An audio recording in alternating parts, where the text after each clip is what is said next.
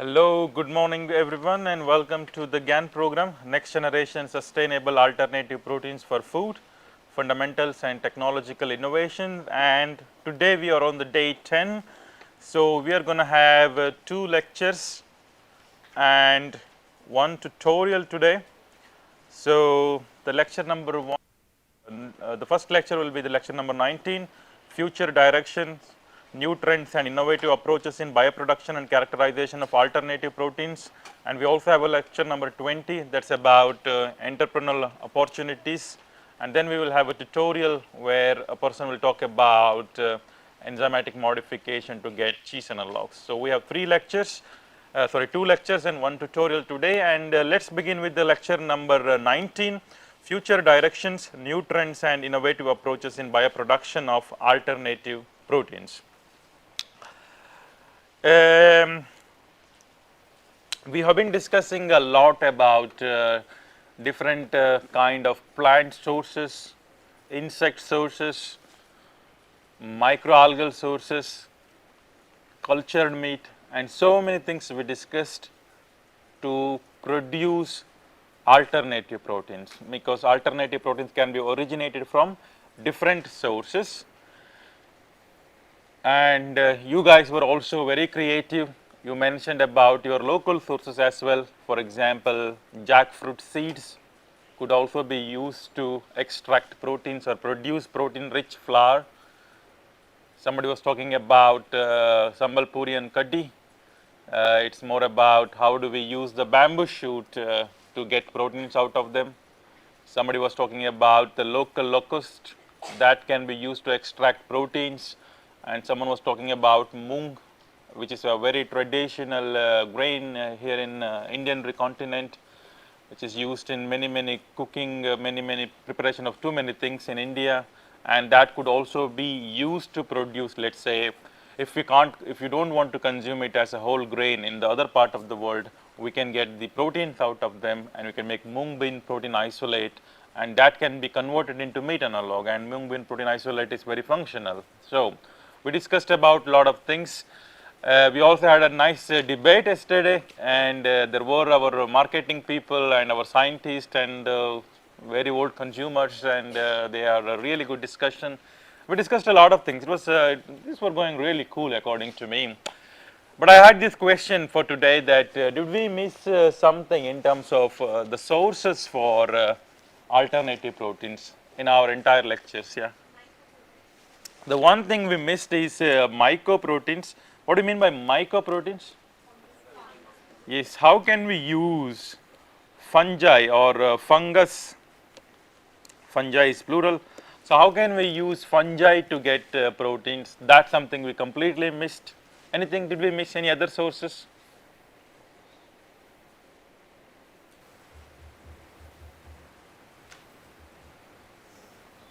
That you are aware of, but that I, was that? Cereal proteins. Yeah, cereal proteins, I tried to cover it with the plant based somehow together. So, we covered a lot about pea and so on. We covered both cereals and legumes, I would say. Soy we covered, pea we covered, rapeseed we covered. What's that? Mushroom again belongs to the family, the fungus family. Anything did we miss?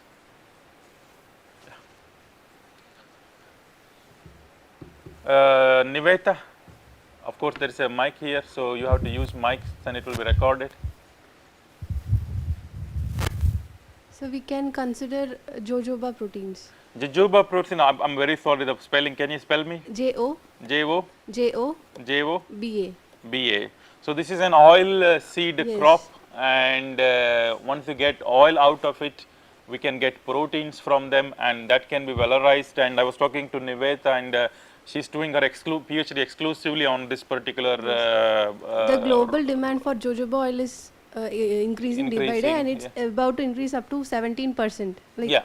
the CAGR will be 17% by the end of 2030. So Yeah. there will be more press cake left over, so that we can valorize and Absolutely. So I think there are a lot of similar seeds or processing waste we have around us, and they can all be valorized. So basically, what I tried to cover in my previous lectures was we covered the classical source of alternative proteins. Actually, it's plant based. very classical. Then we go a little bit more advanced sources. Then we talked about microalgae, insects, and so on. And then during that time I also tried to cover some food processing byproducts or waste as a source of alternative proteins. We talked a lot about rapeseed, press cake, how this waste or byproduct can be used as a protein source, and Nivetha is talking about jojoba oil press cake, and those can also be used as alternative protein sources. Just to let you know that now around us we have a abundant number of different types of proteins raw material, but maybe the technology is the same, but the processing will become a little bit different depending on what do you want to extract, how much do you want to extract, is there any anti-nutritional factors in those biomasses. But depending on those, you might end up with different processing and different types of products. Does that make sense? But since you covered, talked about the one important thing we missed, and today I am going to talk about mycoproteins or fungal proteins in brief. Today I will try to finish it as soon as possible because we need to have too many things today, plus I have covered most of the things in my previous lectures. Okay, I will only give you the important aspects today. So when it comes to fungal proteins, and they belong to the class called SCPs. Do you know what is SCPs? Exactly, they belong to the class called single cell proteins. It's simply because let us say algae as an example, they also belong to the class single cell proteins because they are individual cells, okay, and they produce proteins individually. If you take plant, they are multicellular in nature and they are all connected each other, and that's another story. So in case of fungi and also bacteria and also microalgae, also cyanobacteria, so we can consider them as single cell proteins because the individual cells are producing proteins independently of other cells, independently of other things present in together with them. So then they can be called as single cell proteins. Bacteria is also a good source of proteins, but I am not covering that in my lectures simply because I do not think it is well exploited. Plus we still have problems because bacteria is a crazy molecule and they produce proteins. In addition to protein, they produce other things and life will be a mess there. So I am not telling bacterial proteins are not present, they are present. I am not covering in my lectures, but I am talking about single cell proteins, mainly fungal proteins. Fungi is ubiquitous, it is present everywhere, right? Just have a damp thing, you get the mold growth on the shirt, mold growth on the corner, mold growth in the wall, they grow everywhere. They just need a kind of small moisture and some atmosphere, no much air exchange, and then they start producing, then they start growing themselves and become a biomass.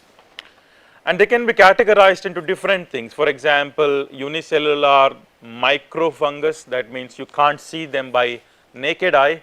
For example, yeast, right? Yeast, I think we have been using prehistoric times, that's, I mean, people were not knowing, but yeast has been used crazily before, and now in the modern era, yeast is very important organism, especially in which purpose? Fermentation purpose, because yeast is extensively used. It could be a very classical fermentation that we do at our home just to make idli or dosa, or it may be a culture that we buy from somewhere and we make a special fermentation, right? There we induce a special kind of molecule by adding a special type of yeast, right? So basically they contain a lot of fungi, a specialized fungi, and they are capable of metabolizing the carbon source, maybe starch, maybe fibers, maybe some glucose, maybe some carbohydrates present in your sample, and they convert something into some other molecule. That's all called fermentation. I'll talk about that in the next couple of slides later, okay? So yeast are capable of fermenting, one of the things. Yeast is also capable of producing proteins inside. Am I clear? They can help other things. During their metabolism, they can also accumulate large amount of proteins in their body. If you can break the cell wall of yeast, probably you can get those proteins, and that called yeast derived proteins. And then we have very famous ones called molds. Molds are basically like yeast, but basically they grow like a hyphae, mycelium, right?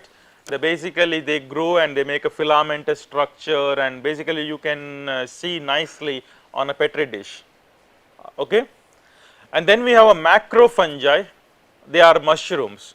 Mushroom also start with a single cell, but they grow, and they give a nice umbrella shaped structure and mushroom, and now we are consuming mushrooms a lot. Earlier, several years ago, mushrooms were present only in the forest, right, or outside your near your paddy field, because my mother or my grandmother used to say, if there is a thunder and lightning, the next day there will be mushroom. We used to go and find to pick up those mushrooms. But those were, sometimes there were very poisonous mushrooms, and it was very, you must have heard about food poisoning because of poisonous mushroom. But now mushrooms are being cultivated everywhere. It is actually a business in the local community as well. You can cultivate mushrooms on some husks, some waste and so on, and that is a product we are using nowadays as a whole thing. You are using it for cooking to make it mushroom manchuri or something like that. So, and also we can use it for cooking purpose, like a curry or something. Do you agree? So, that is actually again a fungi, and that contains a lot of proteins. Now, I am going to discuss a little bit about these three things, but not much about mushrooms and not much about yeast, because they are not so much exploited for protein purposes, but I am going to talk about mold, especially Fusarium venenatum. It is one of the important fungal species, have been being produced in bulk, being used to produce an important structure called meat analog. Their biomass can be exploited to produce meat analog, commercially sold in many countries. So, I am going to talk about fungal proteins coming from Fusarium venenatum. Fusarium venenatum is basically a fungus isolated from soil several years ago. The history is like this. I am not a historian, but I tried to find this nice figure.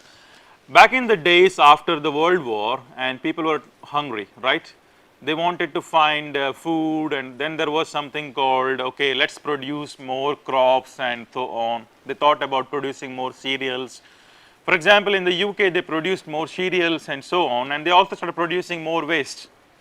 And people are also thinking about, okay, production of plants and cereals may not be environmentally sustainable because they need more water and more fertilizer, more pesticides and so on. They have been thinking about, do we have an alternative? At that time there was a company called RHM, Rank Hovis McDougall, and they took an initiative, tried to find some microorganism to produce proteins. Their idea was like this: they were producing a lot of cereals and they were producing a lot of byproducts, and they thought, okay, usually these microorganisms, let us say fungus, they grow on the waste, right? You just put a waste in your corner, just take a vegetable waste, put it in your dustbin, keep it for 2-3 days, you will see that fungus grown. They are so far, you do not have to add a fungal culture to them. The fungus is already present in those vegetables, just grow. They grow easily on when something is decaying.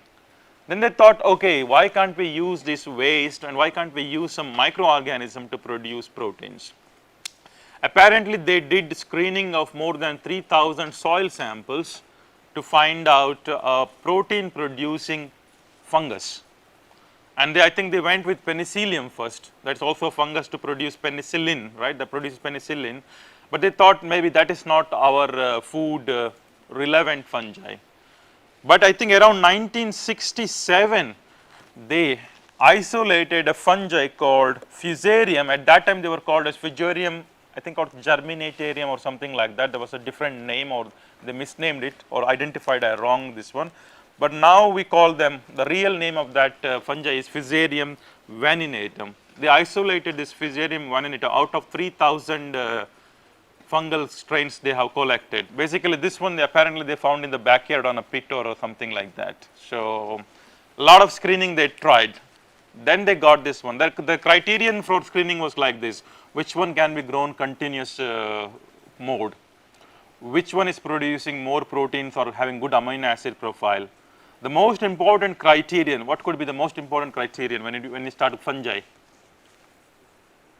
You have to be very careful when you fungi. What was that? Which toxin? Mycotoxin, and that day somebody wanted to use aflatoxin. Somebody was using peanut, groundnut or peanut. You wanted to incorporate in your product, and people were asking hundreds of questions. I'm not going to eat it. It's very bad. So it's because fungus, they have a metabolism. Most of the fungus, not all, if not all, they produce different kind of mycotoxin, and they are not good for your body. They can do kidney failure, or many things can lead to many kind of diseases. So that's the reason why they wanted to have this one of the important criteria, and make sure that they are not producing mycotoxin, because it's very difficult to remove mycotoxin from the food product. Even though they do a lot of cleaning, bleaching, everything, very small amount of mycotoxin is present, and if you continuously eat that food, you might bioaccumulate them and you might have a problem. So that was one of their criterion to get rid of mycotoxin. And based on that criterion, I think they ended up with 20 species, and at the end of the day, they agreed that Fusarium vaninatum is their future.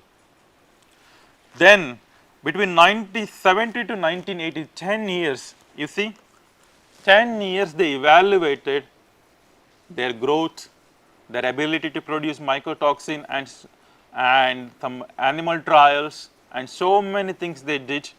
And then finally they found that this is really a cool fungi that bioaccumulates a lot of protein. Dry weight is up to 40%, and amino acid quality is really good. At the end of the day, the strain they have developed or isolated, that did not produce mycotoxin. That's a fantastic thing, right?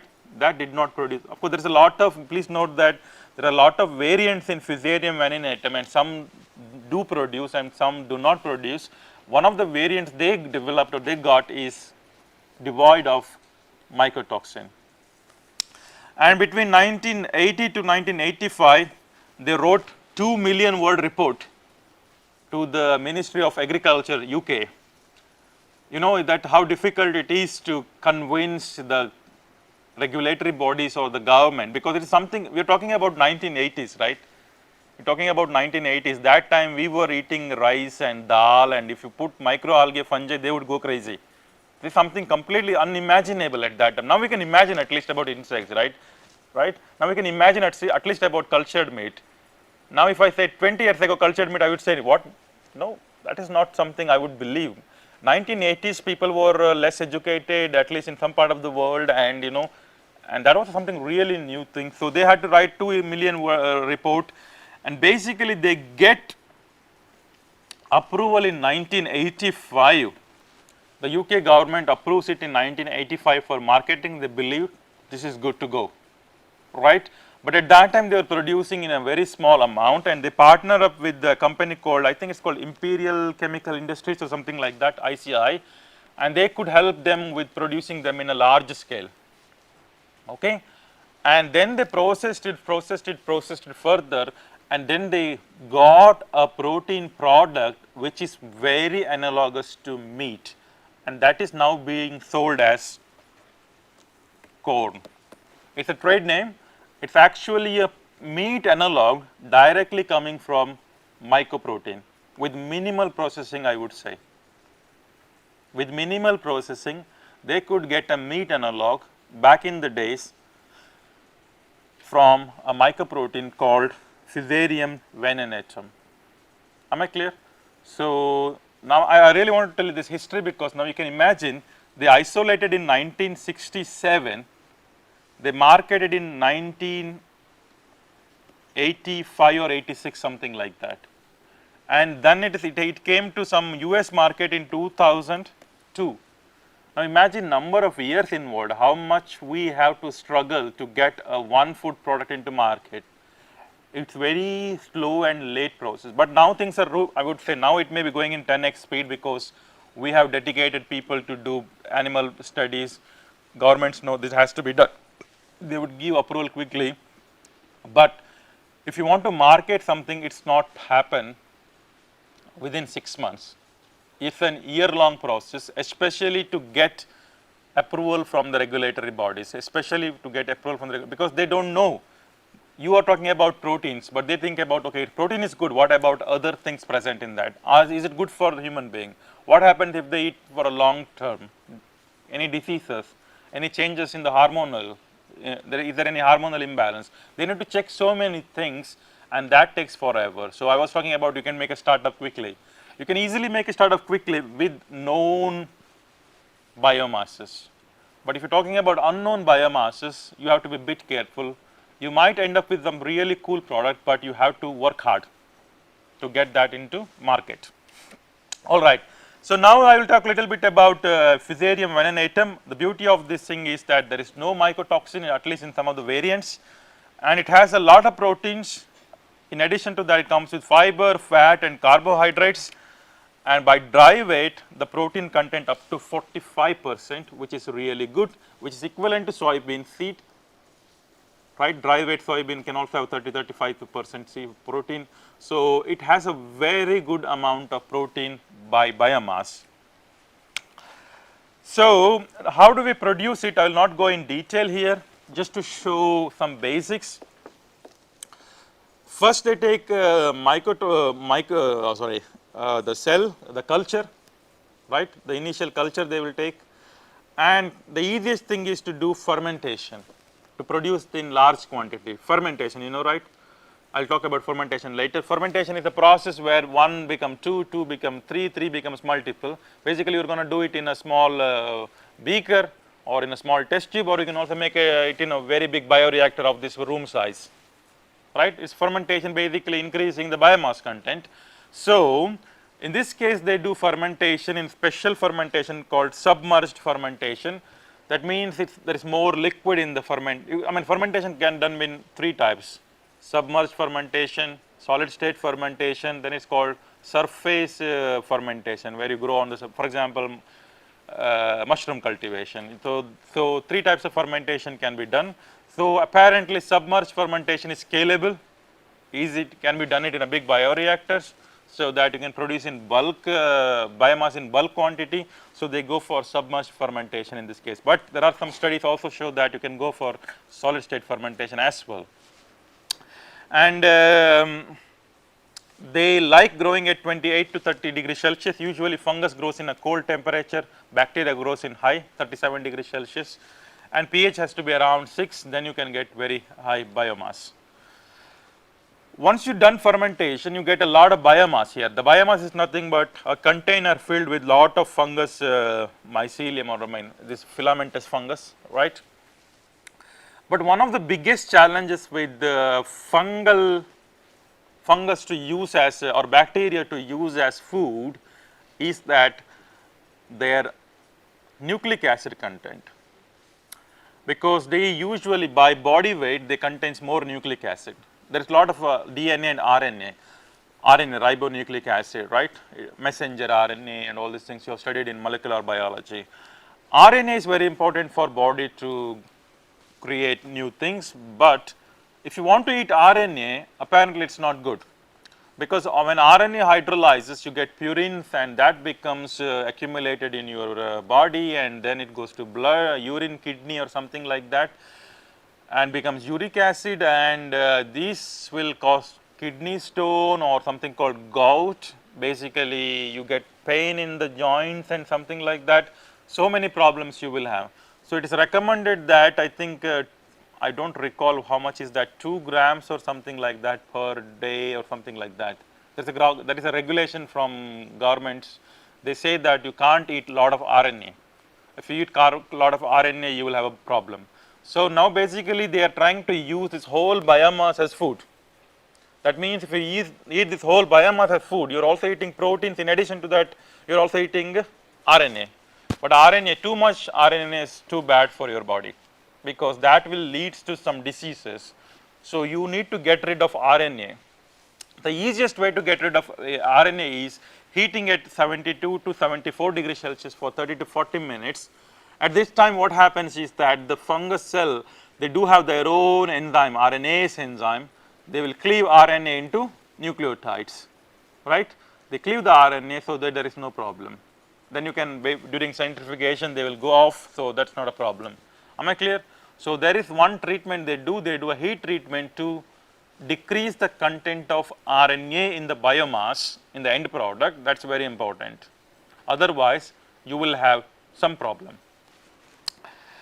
And usually harvesting of filamentous fungi is very easy, relatively easy compared to, let us say, microalgae.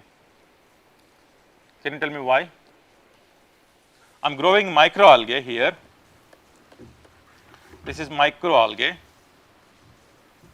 and I am growing filamentous fungi. So, harvesting fungi is relatively easy compared to microalgae. Harvesting is too expensive, please know. It looks very simple. You talk a big pond containing microalgae, right? You see the ponds containing microalgae. It looks very, oh, lot of microalgae, it looks super green. How do you harvest this one? Can you put a net and take it? No. Can you take this one? You can take it, but only small amount, but still a lot of microalgae are left. Harvesting, they can do flocculation, they can do centrifugation. These are all expensive processes. Centrifugation is a very expensive process. You guys are engineers, right? You know better than me. The laboratory centrifuge is very easy. You put a switch and you get some electricity. But if you're talking about centrifuging whole that pond water to get 1 kg of microalgae, how much energy they need? It's very expensive process. But fungal, usually I think maybe I'm wrong here. Apparently they say 1/3 of the whole total energy consumption go for harvesting in microalgae. It's super expensive. But filamentous fungi it's easy to harvest. Why? This is their filamentous, basically they make a big biomass and basically they can sediment themselves, or a simple centrifugation can help you to separate the biomass. That is another advantage here. And by centrifugation you get biomass out and degraded RNA, media particle, everything will be in the supernatant, and then they collect it and then they do another important processing called chilling. I hope I have a figure, yeah. Chilling is very important basically in case of mycoprotein processing. Once they get the biomass, that will be very spongy, like dough kind of structure, right?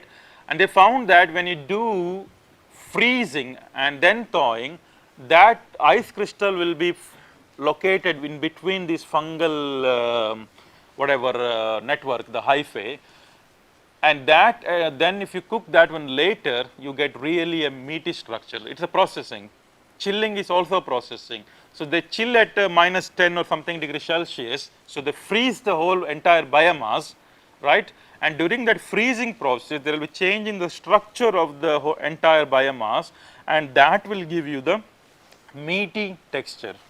That will give you the meaty texture. So this is the processing of a product.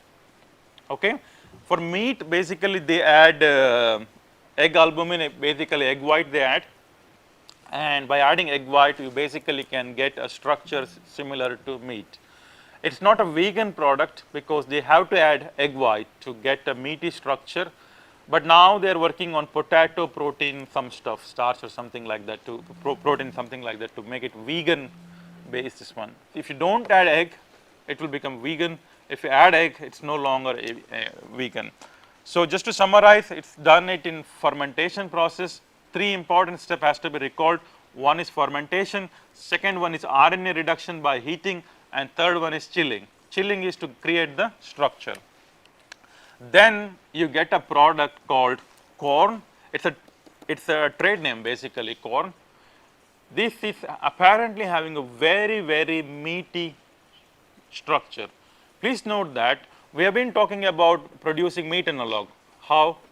We have a plant protein, extraction, concentrate preparation or isolate preparation, adding some components, extrusion, spin extrusion, high moisture extrusion, and then we get meaty structure. Lot of processing is involved. Do you agree? But in this case, basically the whole biomass, of course, you are heating and centrifuging things are there here a little bit, right? But the end product is basically not necessarily extruded here.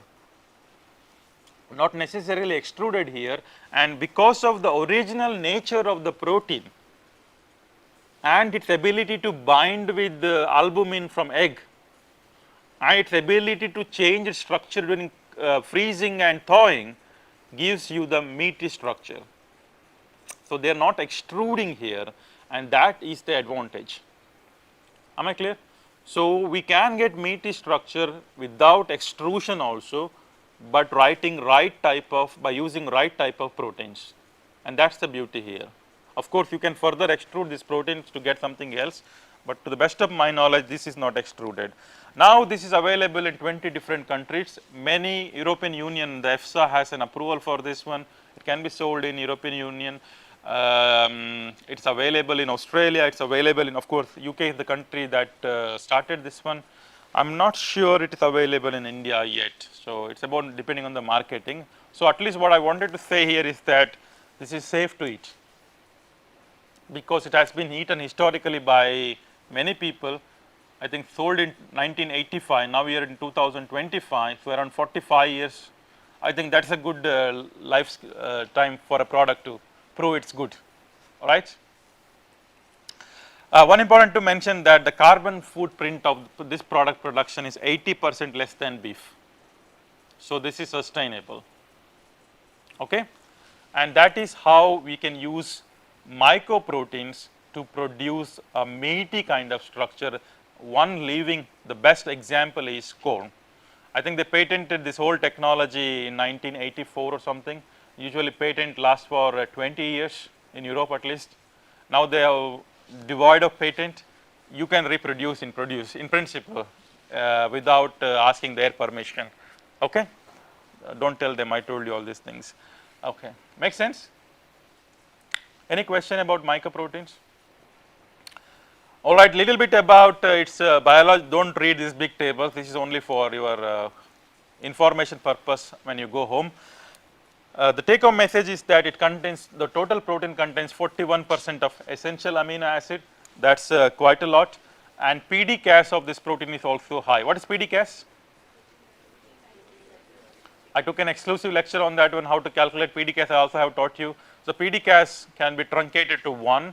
So, this is 0.996, one could be egg white, one could be milk proteins. So, basically it is 0.996, basically it is completely digestible, it is very digestible, am I clear? So, it is a good quality protein. Another beauty of this product here is that since we are using almost the whole biomass, I am not telling entire biomass because you have a centrifugation, you have a heating step, you lose many things there. Since we are using almost all biomass here, in addition to protein, the product also contains other beneficial compounds. For example, it has dietary fibers. For example, it has fat, which is usually monounsaturated or polyunsaturated fatty acids. It contains with vitamins, it contains with good minerals. So, it is actually an all-in-one product. In case of meat analog preparation by plant protein isolates, you need to spike them. Am I clear? You need to add some extra fiber, you need to add extra mineral, you need to add extra fat, everything has to mix together to get that fibrous structure, right, or the equivalent meaty structure. But in this case, it might come by default. I do not know whether they add anything, I could not find that, I did not read their patent, but since fungi can produce vitamin, since fungi can accumulate minerals, since fungi can produce carbohydrates, so it is a good product in terms of nutrition. I personally never ate this one, just to let you know, I do not know how exactly it tastes, I have not tasted it yet. Another important thing, forget about this big table, they can be grown using some sugar rich components. In principle, date juice as a byproducts or something like that you can use to produce fungus. Usually fungus can be grown on waste and byproducts as long as you have a carbohydrate rich biomass, sugar rich biomass, they can be grown. But of course, one thing I always tell to my students, they always say that okay, if you have a carbon rich biomass, you can grow bacteria or fungus, you get protein, right. But protein is made up of carbon, hydrogen and also nitrogen. You have 16% nitrogen in the protein.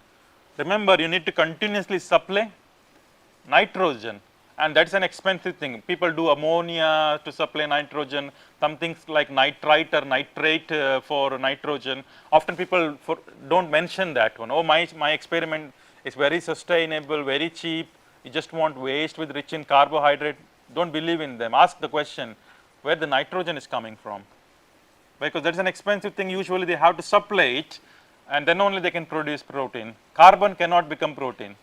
Carbon alone cannot become protein. You need hydrogen is abundant, oxygen is abundant. That's not a problem. Nitrogen is not abundant. Am I clear? You need to supply, and that could be expensive procedure. But of course, you can get ammonia and other things in a very cheap process. Another story. All right. Any question about fusarium, mycoprotein? It's yeah, Niveta. Actually, sir, I lost the screen. Okay, now it's back. Yeah. when we are talking about the Western world, this proper processing is fine. Yeah. But in India, there are many people who cultivate mushroom on their own, and they sell it in the local markets. Yeah. There, they do not use any RNase enzyme, or they do not process it with heat Yeah. to supply the mushroom. They just directly cultivate it and they sell it. So, what's your view on this, sir? I think it's more, unfortunately I forgot how much RNA is allowed. It is 2 grams per person or 2% of something. I'm just missing it. It's in the internet, you can find it. Basically, it depends upon how much you eat. So, if you eat a lot of mushroom, basically mushroom, the body weight 90% is water, right? We don't consume that much of per day. You need to calculate how much fungi you eat per day. And there is a guidelines from WHO about that one, how much RNA can be consumed per person per body weight per day. And often we don't eat that much, so it's usually it's not a problem according to me. Okay. If you eat a lot of mushroom, probably then you will come to that equivalent part. But in this case, it's a different story. Why? Because this biomass water is already removed. It's more about the whole biomass, the amount of RNA is accumulated in this biomass. For example, this is different than mushroom. Yes. This size, it contains maybe a million of cells. So then you are compressing them to get this meaty structure. In this, RNA percentage could be higher if you don't remove the RNA. But in mushroom, the button mushroom you're talking about, the same size, but it's actually the total, if you remove water, it becomes tiny piece. Yes. So the amount of RNA is very less. So how much mushroom do we eat? 100 grams we buy or 200 grams we buy, 80 to 90% is water. What is left is nothing. And the amount of RNA you're eating could be negligible. So it can be ignored in my opinion. Unless breakfast, lunch, dinner, 3 times mushroom. That might be a problem. Okay, Hope I answered your question. Please note that RNA comes everywhere. Every living organisms will have RNA except some exceptions, right? But it's more about how much is present and how much we are eating, right? But in this case, usually the fungi and bacteria, they have more nucleotides, right? Relative amount I'm talking about. And since you make a product out of them, you need to be a bit careful, okay? Then we have yeast. Yeast is, I have already mentioned, there is a lot of yeast available. Can you name an yeast that we use? Saccharomyces cerevisiae, and there are different kinds of yeast are commercially available, historically been used. Without yeast, no fermentation nowadays. So it's there, ubiquitous. And just to let you know that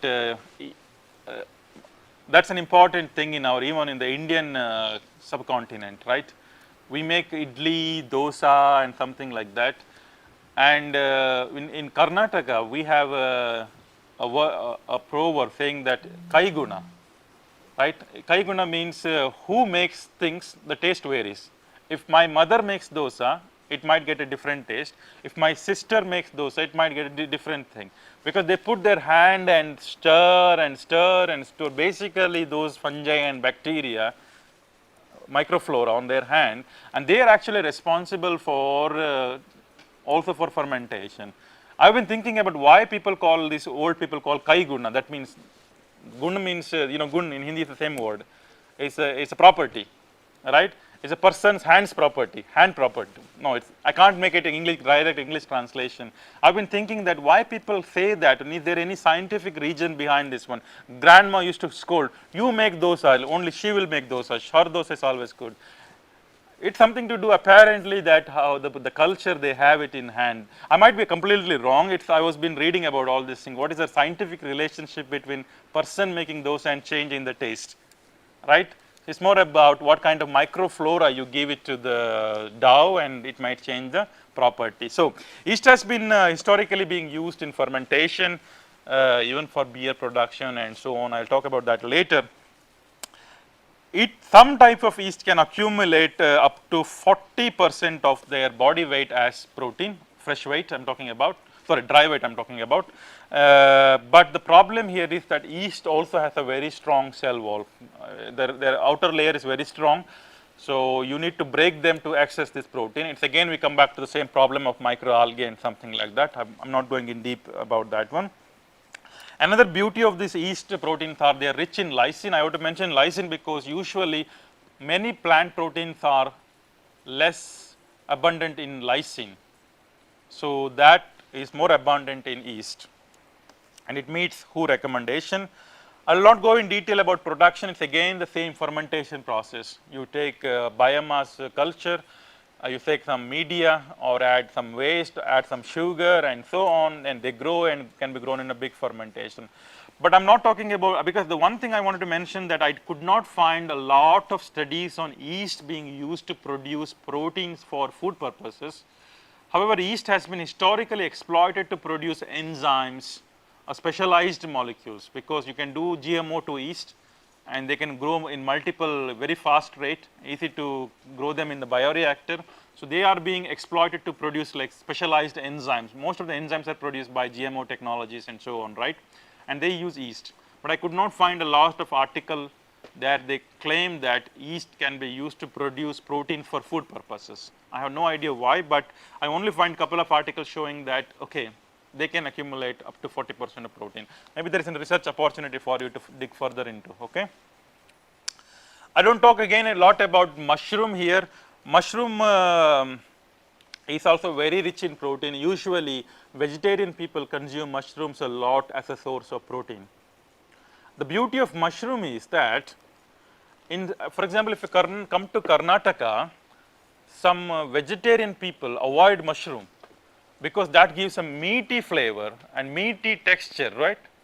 The mushroom actually has a meaty texture, not 100% meat, but if you compare the nearest vegetable that tastes meat, according to me, one is mushroom, second one is soybean chunk, and third one is we call jiguje. What is that? I don't know the English name. It looks like a jackfruit, but the edible jackfruit family.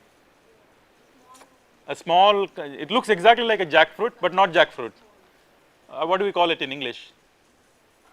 We call it as jiguje in Karnataka, in our local language, and that gives a meaty texture.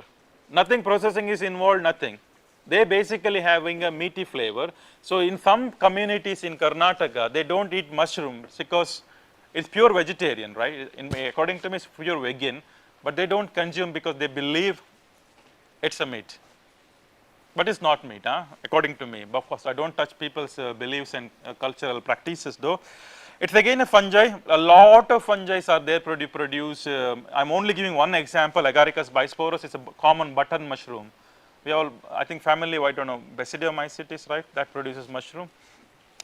So Agaricus bisporus, we have we have a lot of that mushroom. Button mushroom, we have. Yeah, exactly. So there are a lot of different kinds of.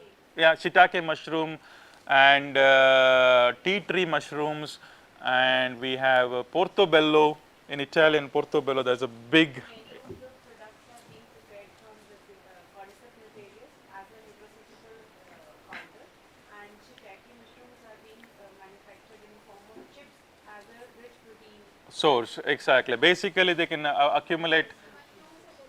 This is where oyster mushrooms are very common. I think they were not available, let's say 5-10 years ago, because now it's readily available because everybody can grow it in a controlled atmosphere, and it's also a rural business in many cases, because what is this cultivation is called in English? Of course, sericulture is called for this one, silkworm, and there's some name is for the mushroom culture. I forgot the name. Anyways, let's talk about that later. So it's in the rural business now, right? And please note that I'm not a big fan of extracting protein out of mushroom, because I like to use, what's that called? fungi culture. Fungi culture. So what we call this I'm not a big fan of extracting proteins out of a mushroom and make some byproduct or meat analog out of it. It's simply because I'm not showing anything about that one. I really like to consume it as a whole. It's not just mushroom, it's not just protein, it also contains numerous other things, dietary fiber. Some people claim that it contains vitamin D also. It contains, I did a lot of research, it's not a lot, I have some laboratory results also, I did myself. It's not a lot, it presents small amount, but it's not actually that D3 cholecalciferol or it's a pro of that one. You need to have a UV light to get into the real bioavailable, the real form. Research is also going on. They are irradiating it and increasing the Vitamin D. Yeah, you have to use mic. So basically, what she's telling, what I'm telling that mushroom is not just protein. It contains vitamin D precursors. However, some people claim that it's not very bioavailable type because our body requires a particular type of vitamin D, and you need to have a UV shining on mushroom to get that particular form of vitamin D. So it's nice to grow them outside under the sunlight, but it's very difficult to grow. But after harvesting, they put it outside or shine UV light to get more vitamin D that is required for our body, because vitamin D is one of the problems this vegetarian or vegan people follow for, in addition to vitamin B12. Vitamin D, because it's present in a lot of quantity in fish and fish oil. They can't eat fish oil, otherwise they have to go and stand in sunlight. But standing out in sunlight is again problem because you get skin cancer. So it's always recommended that you take vitamin D by food rather than sunlight. You are welcome to go in early in the morning or late in the evening, but not in the midday. It's more dangerous than getting vitamin D, right? So it's nice to consume more and more fish, but if you don't consume more and more fish, you need to consume more and more plant-based that is spiked with vitamin D. Right? Mushroom could be one of the options. Is it clear? So eat more mushroom, you get more protein. Okay. All right. This is a big table. Just to forget about all these things, just to tell you that the microproteins composition is really good when compared to the traditional protein sources. That's the take-home message. If you look into PDCAS of yeast protein is 1. PDCAS of this Fusarium venenatum 0.9996. PDCAS of mushroom is not that high, 0.3.2, 0.70%. That's one point I really wanted to mention. Agaricus bisporus is actually a button mushroom, if I'm not wrong. Soybean, some studies show it's more than 0.9, but this study shows 0.5. I have no idea what is right, what is wrong here. But these two data is correct because egg and whole, it's completely digestible, PDCAS is 1. So mushroom proteins are actually less digestible. But mushroom actually has another advantages. I did not take it in detail in this course. Usually they had small amount of mushroom or fermented mushroom to get a meaty flavor. Mushroom has a meaty texture. In addition to that, it also have a meaty flavor. Usually mushroom dishes are more tastier. Garlic mushroom I just bought yesterday, it was really tasty because mushroom, especially those dry ones, contains umami amino acids called aspartic acid and glutamic acid. Sodium aspartate and sodium glutamate, monosodium glutamate MSG, people thought it's bad. Chinese restaurant syndrome. They banned Chinese restaurant completely because they add MSG. A Maggi noodles contains a lot of MSG. Oh, MSG is bad. I don't know, MSG might be bad, but it's not yet proven MSG is bad.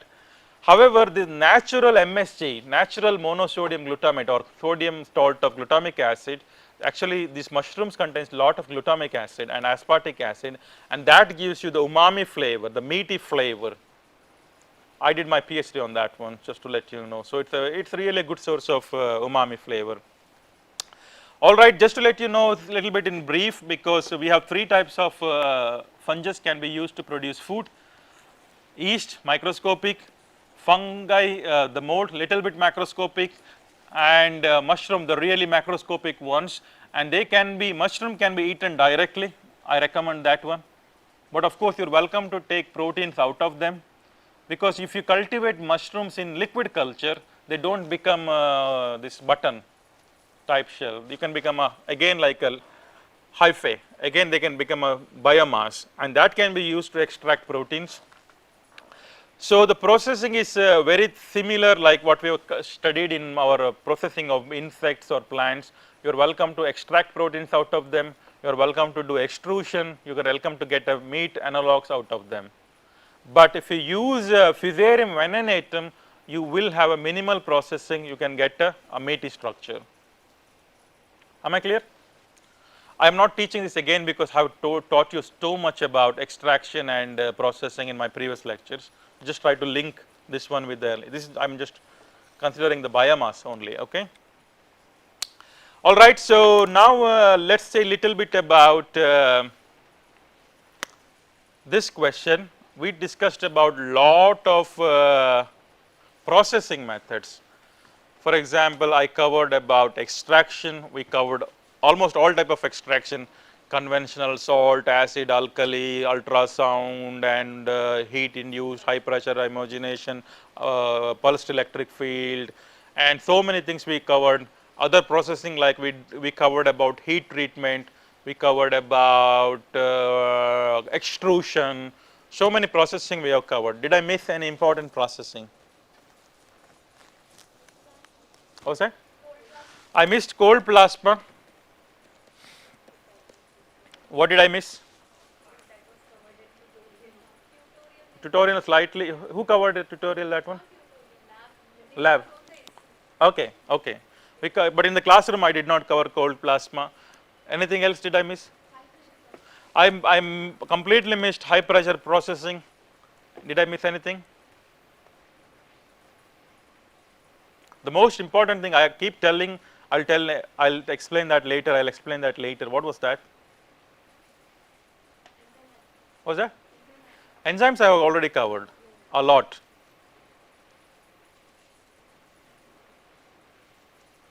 I just also told now that I'll talk about that later.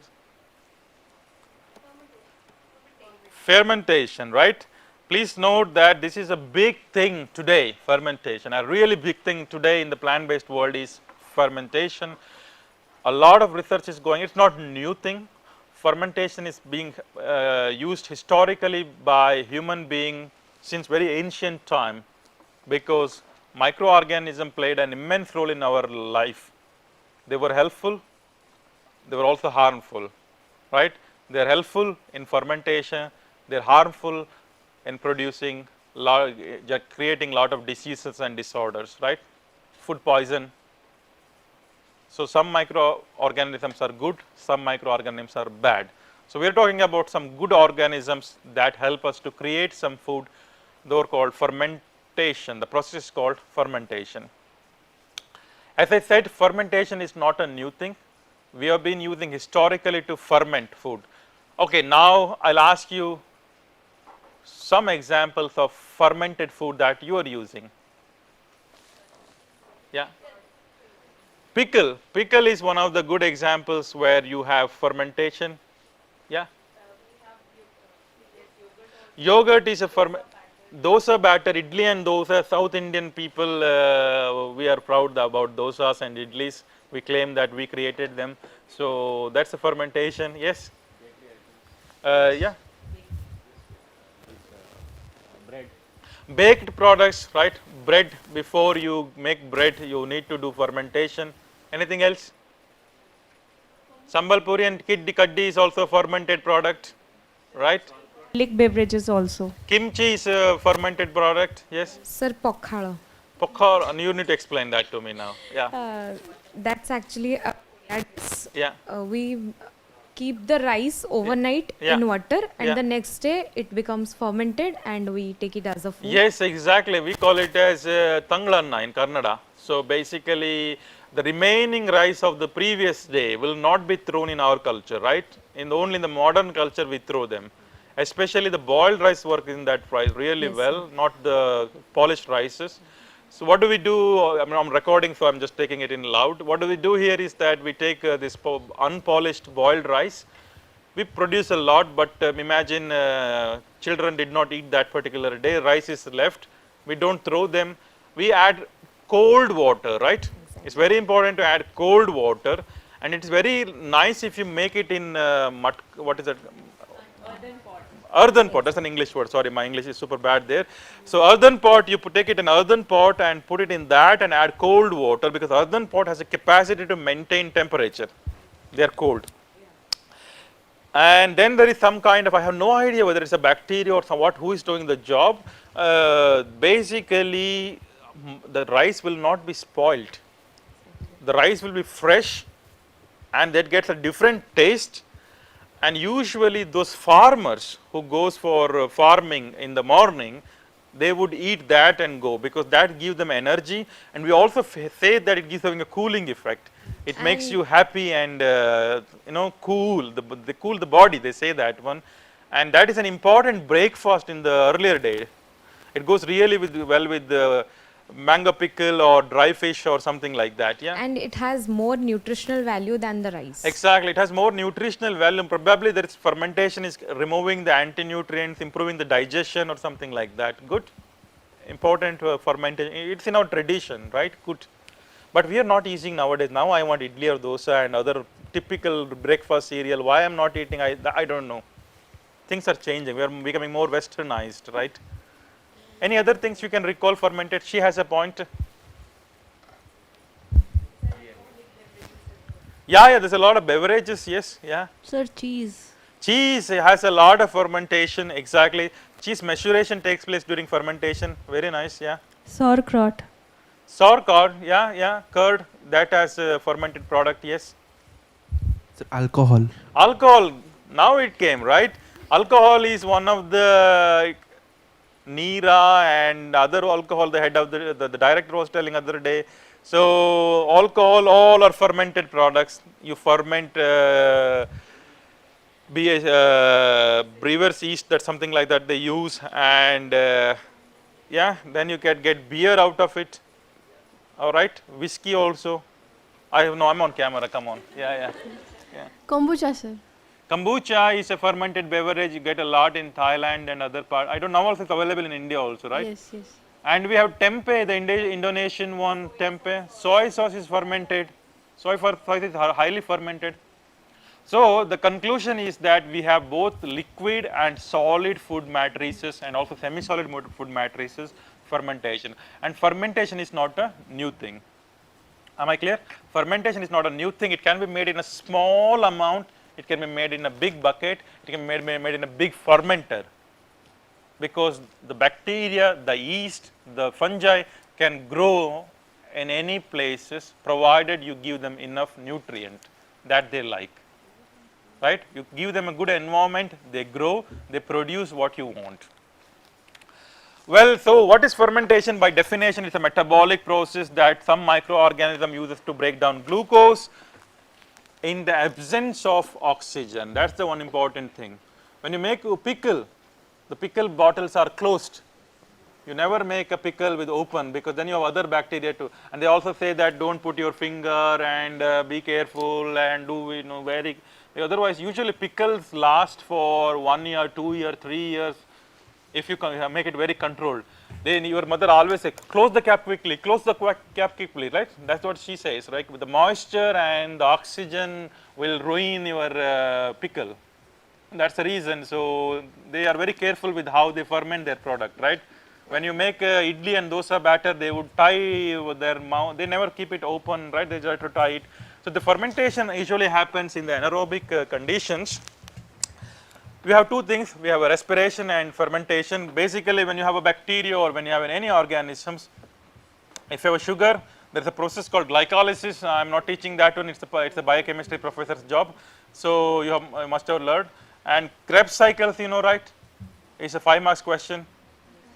Krebs cycle, right? It's a default question. It would always come.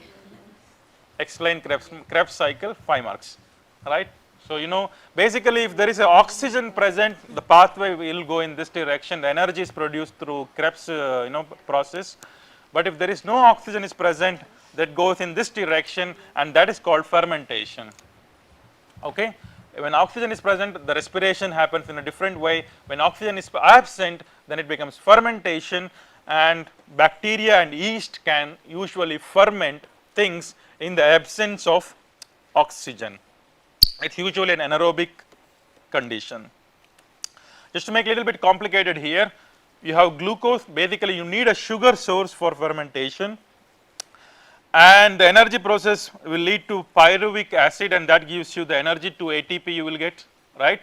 And now there are different types of organism, they specialize in this fermentation process and they produce special kind of product. For example, if you take lactic acid bacteria, lactobacillus, then you will get all these fermented sour tasting food product. For example, yogurt is sour because it has lactic acid. Lactose is converted into lactic acid. Am I clear? Yogurt, majjige, what is called majjige in English? Buttermilk.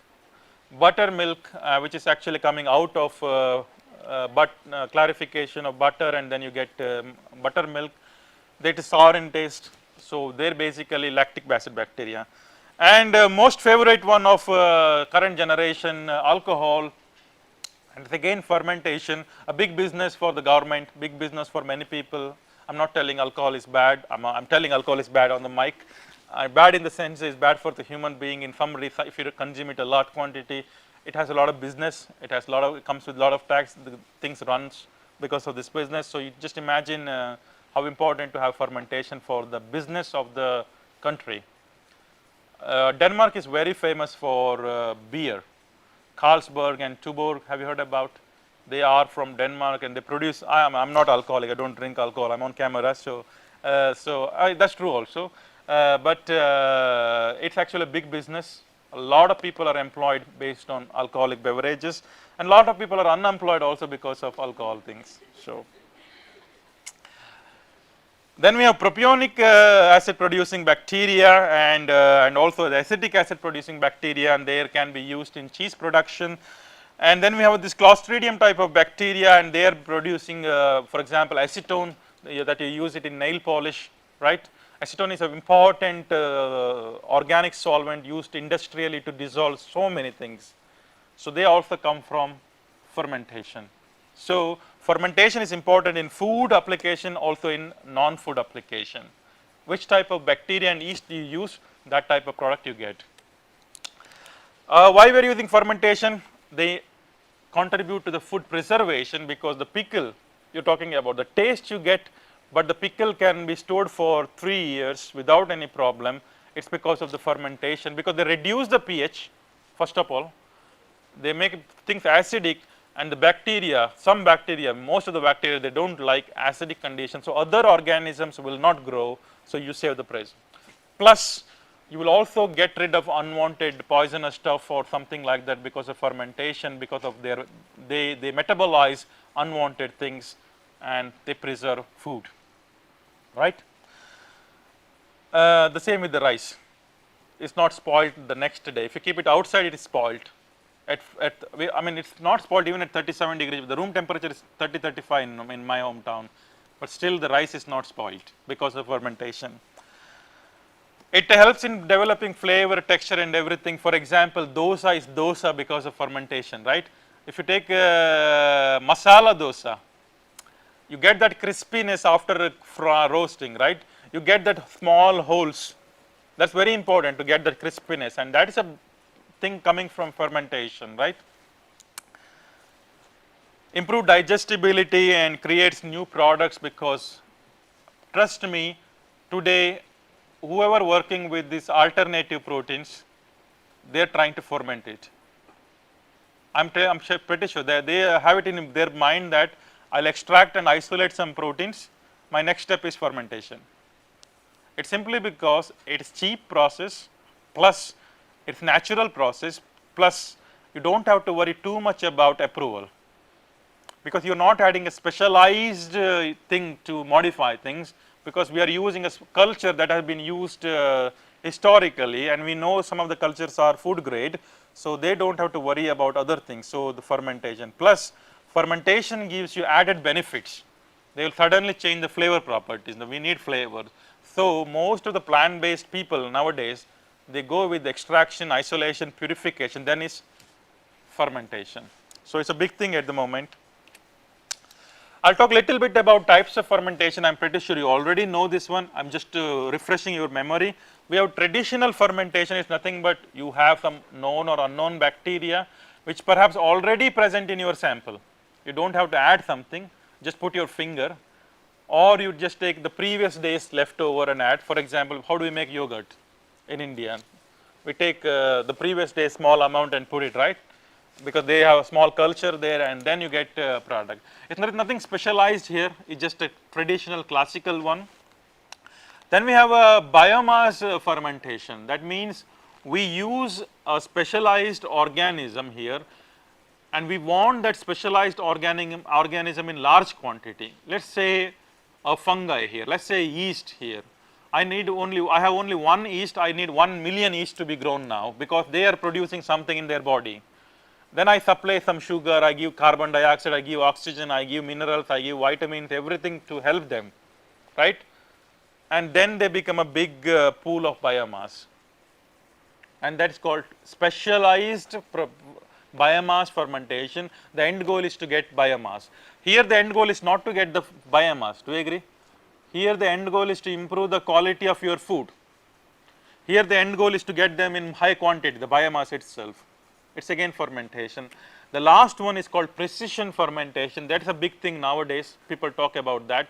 In precision fermentation is we precisely produce one type of special molecule we need in high quantity. How do we do that? We take a bacteria or we take an yeast, we look into their chromosome, DNA or something like that. We will take a foreign DNA or foreign gene and we do the what we call rDNA technology, cloning or something like that. We take this foreign gene and we introduce into their genome and they multiply. Now we are introducing a new gene to the genome of this organism. Now this special gene is producing a special protein. So now you multiply this organism, so you are also multiplying the protein. Am I clear? So precision fermentation is nothing but you take an organism and you will introduce a new gene to the genome of this organism, and that new gene is responsible to produce a special protein. Let's say I want to produce high amount of beta lactoglobulin. Beta lactoglobulin is a milk protein, it comes from the milk. Now I can take the gene responsible to produce beta lactoglobulin from cow and bring that and introduce it to a bacteria. To grow cow, I will need so many months. To grow bacteria, several days, right? The cow gives milk after several years. From that I need to isolate beta lactoglobulin. It's a lot of process and a lot of time waste. Now I am putting that gene into a bacteria. Bacteria continuously grow and multiply in the fermenter. When they grow and multiply, they continuously produce beta lactoglobulin because they have no other job now. And then I can produce the specialized protein in bulk quantity, and that is called precision fermentation. Am I clear? Usually it's GMO, genetically modified organism, GMO. So we have three types of fermentation: traditional, no special thing involved. The goal is not to get the biomass but change the texture, flavor and so on. Then we have a biomass fermentation, the goal is to get biomass, and then we have a precision fermentation, the goal is to get a special molecule of interest, and we get it by cloning or introducing a foreign gene to the genome of your organism. Am I clear? This is a complex structure, don't read this one. I just want to say that fermentation in industry can be done in three types. Submerged fermentation is mostly liquid, solid state fermentation and surface culture fermentation. Submerged fermentation is basically you take a bioreactor about 80 to 90% liquid and you ferment it. Solid state fermentation is basically there is a substrate here, you see, there is a substrate here. Mushroom is, for example, the button mushroom can be grown as in principle it is a solid state fermentation. No, and surface fermentation is basically you take a plate and then they grow on the top, and they have their own advantages and disadvantages, because depending on the type of fermentation the yield will vary, depending on the type of fermentation the structure of the final product will vary. because the fungus grow differently in liquid, the fungus grows differently on the solid surface. So, depending on that,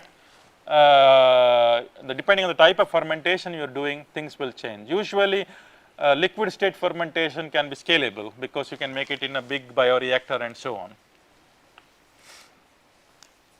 Now, I will talk a little bit about the application of fermentation. Please note it is not new thing, you already know, so I am going a little bit faster. Fermentation can be used to produce protein. You have microorganism, it produces protein. I do fermentation, so they become high biomass, then I will get high amount of protein. That is the one strategy. Fermentation can also be used to protein modification. For example, you have a protein, it is not functional, it is having a very less oil holding capacity. For example, some plant protein isolate. Then you do fermentation, okay, with certain bacteria. Suddenly the oil holding capacity will increase because fermentation will denature the protein, fermentation will hydrolyze the protein. All these things will change the functional properties of proteins, and that is something you can use. Third one, for other benefit, for example, fermentation can reduce anti-nutritional factor. Fermentation can improve digestibility, right? Fermentation create flavors. So, there is a lot of other benefits you will have, and for that reason you can use fermentation. So, they have a n number of benefits. Just to classify, they can be used to produce proteins, they can be used to modify proteins, they can be used to change the properties of foods, improve the digestibility, reduce the anti-nutritional factor, improve the flavor. Any other benefit? They produce lot of bioactive peptides, for example, antimicrobial compounds. Anything else that I missed? There is a lot of advantages and disadvantages. Now, just to give one example here, how the fermentation benefits in protein modification. You do not have to look into this slide. Now, you have a protein. This is 3-dimensionally folded proteins, and we studied a lot that usually if the protein is globular and very folded, they have lower solubility, right, and they do not interact with other molecule also because they are completely folded. Now, you do fermentation, a bacteria will come into play. What bacteria will do? They do lot of other things. They release acid, right, they also release enzymes, they also release carbon dioxide, it will change the pH of the solution. They do release some other bioactive compounds and so many metabolites, right. For example, they are releasing acid. Once they release acid, pH changes, protein structure changes. So, we have studied that one, how pH affects the solubility, right. And they release enzymes. For example, they release enzyme called proteases. What is proteases? They break the protein. Now, a protease is released by this bacteria, it will give small portion of protein. Now, the globular protein was folded, because it is cleaved, it will open up. So, now you get a polypeptide which is opened in nature. We know that suddenly the solubility, their functional property will be changed, okay. And sometime they cleave at the end of the protein, what we call exopeptidase activity, and they get free amino acid. And these free amino acid, for example, glutamic acid and aspartic acid, they give you umami flavor. Sometimes they cleave and they make peptides, gamma glutamyl peptides, and peptides, you know about kokumi peptides. Kokumi peptides, they give a meaty mouthfeel. When you eat them, you get a mouthfeel which is meaty. So, they can create kokumi peptides, they change the flavor. Am I clear? So, there is a lot of added benefits that the bacteria can give you during fermentation, just by changing the protein's functional properties or by changing the protein structure itself. Just to give some highlights here, you can clearly see, I mean, it is a big table. I am sorry to append a big table, it is not to confuse you, but I will keep it in the slides so that you can read it later. But the take home message like this one, you can see that original has which one I have to start with? Solubility. Let us say solubility of the original chickpea is 10%. Because of fermentation, they can go up to 22%, up to 37% because of fermentation. Aspergillus oryzae, it's a fungi. Am I clear? So solubility can be increased from 10 to 37% because of fermentation. Oil holding capacity, water holding capacity, emulsifying capacity, everything can be changed because of fermentation. Trust me, it's not necessarily always good. Sometime nothing will change, sometime it will become bad. It's again, how do you ferment and what do you ferment and which organism do you use. Don't believe that every time fermentation will help you. And they reduce the anti-nutritional factor. That's a fantastic thing, I would say, because there's a lot of proof for that. When you can see that phytic acid content is decreasing significantly. Phytic acid is an anti-nutritional factor that binds to minerals. It also binds to protein and compromise the digestibility. And they can be hydrolyzed by fermentation, okay, because they release some enzymes called phytases and they cleave the phosphate groups. Now you will no longer have phytic acid. You can also reduce the oxalic acid content. You can also reduce tannins, anti-nutrients by bacteria or fungi. How do they do? Don't look into this structure, I will try to simplify it. For example, you have a big tannic structure. Tannin is very complex, it contains so many rings, right? And when they have a big structure, there is a problem. Now the bacteria will release some sort of enzymes. They will depolymerize them. They convert the big structure into small structure, maybe they do not have a problem.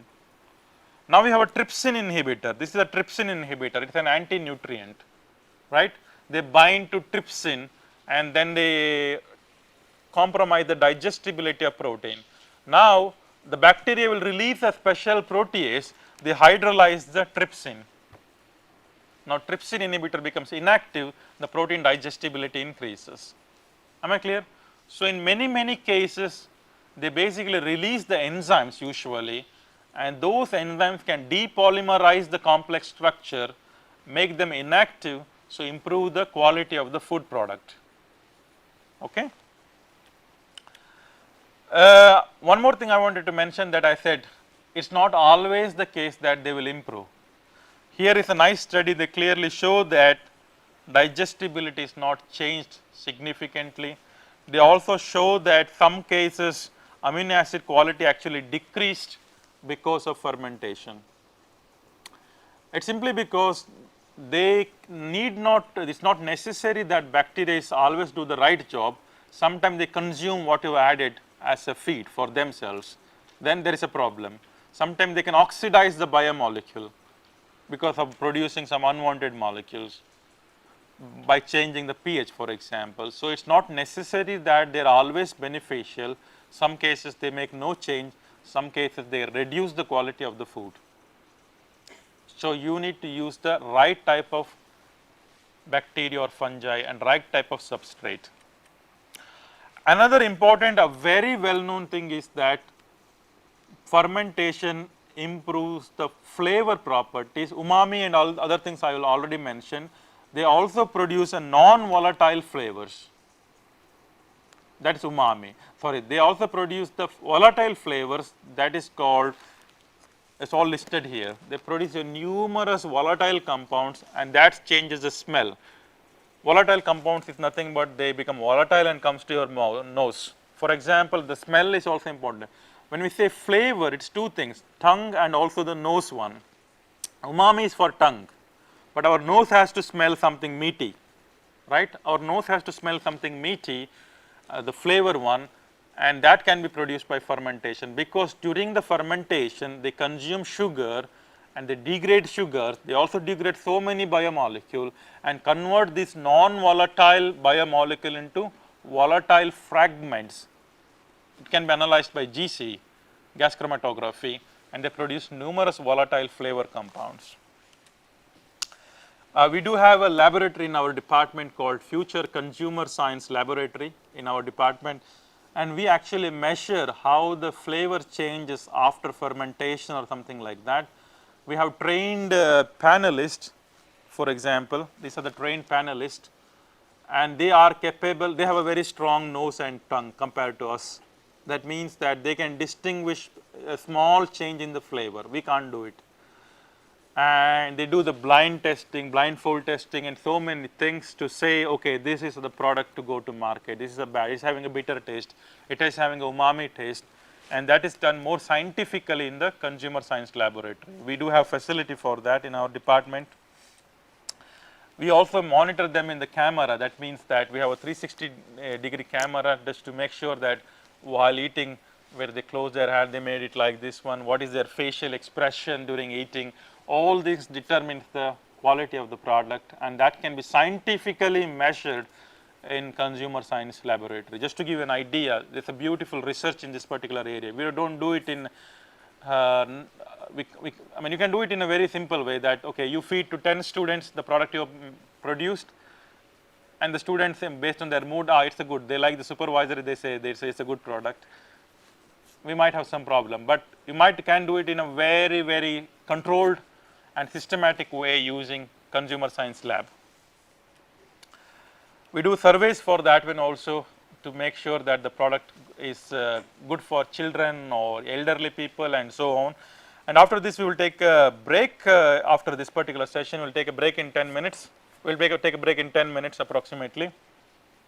Just to give some more success stories about how fermentation is beneficial, some of the results from our own department here. So we take pea protein and we do fermentation and we can get cheese structure out of them, and we are going to hear an exclusive lecture about that one.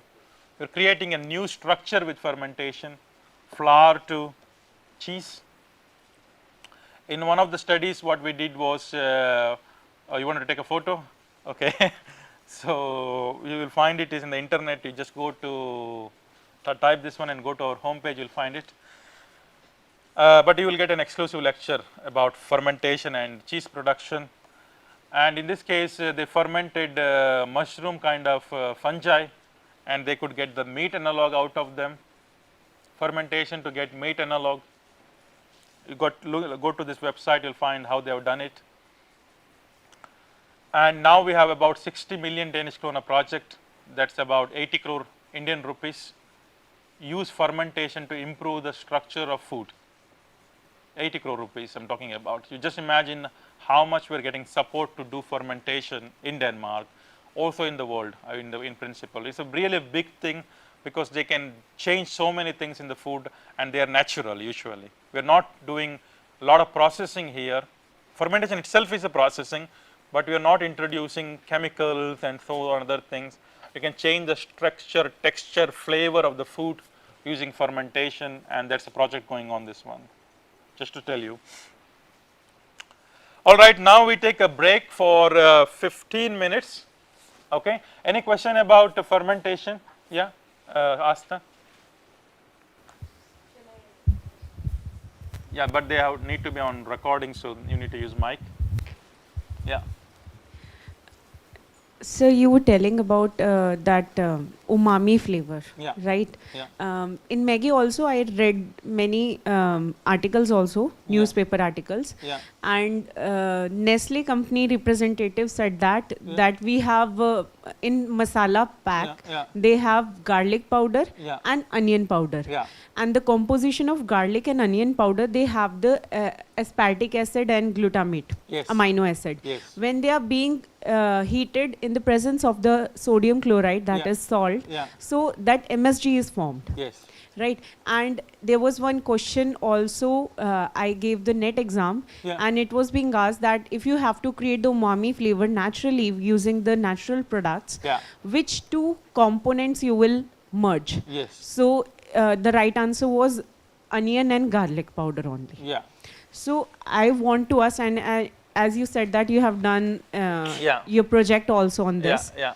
So without adding MSG, can Yeah. we create MSG umami effect by using these natural components? Yes.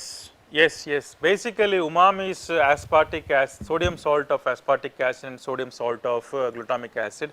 It's basically glutamic acid and aspartic acid themselves taste sour, they are acid. But when you have there in the sodium form, basically they elicit umami. There is actually kind of a receptor in our tongue. They interact with these umami compounds, and then you get that umami flavor.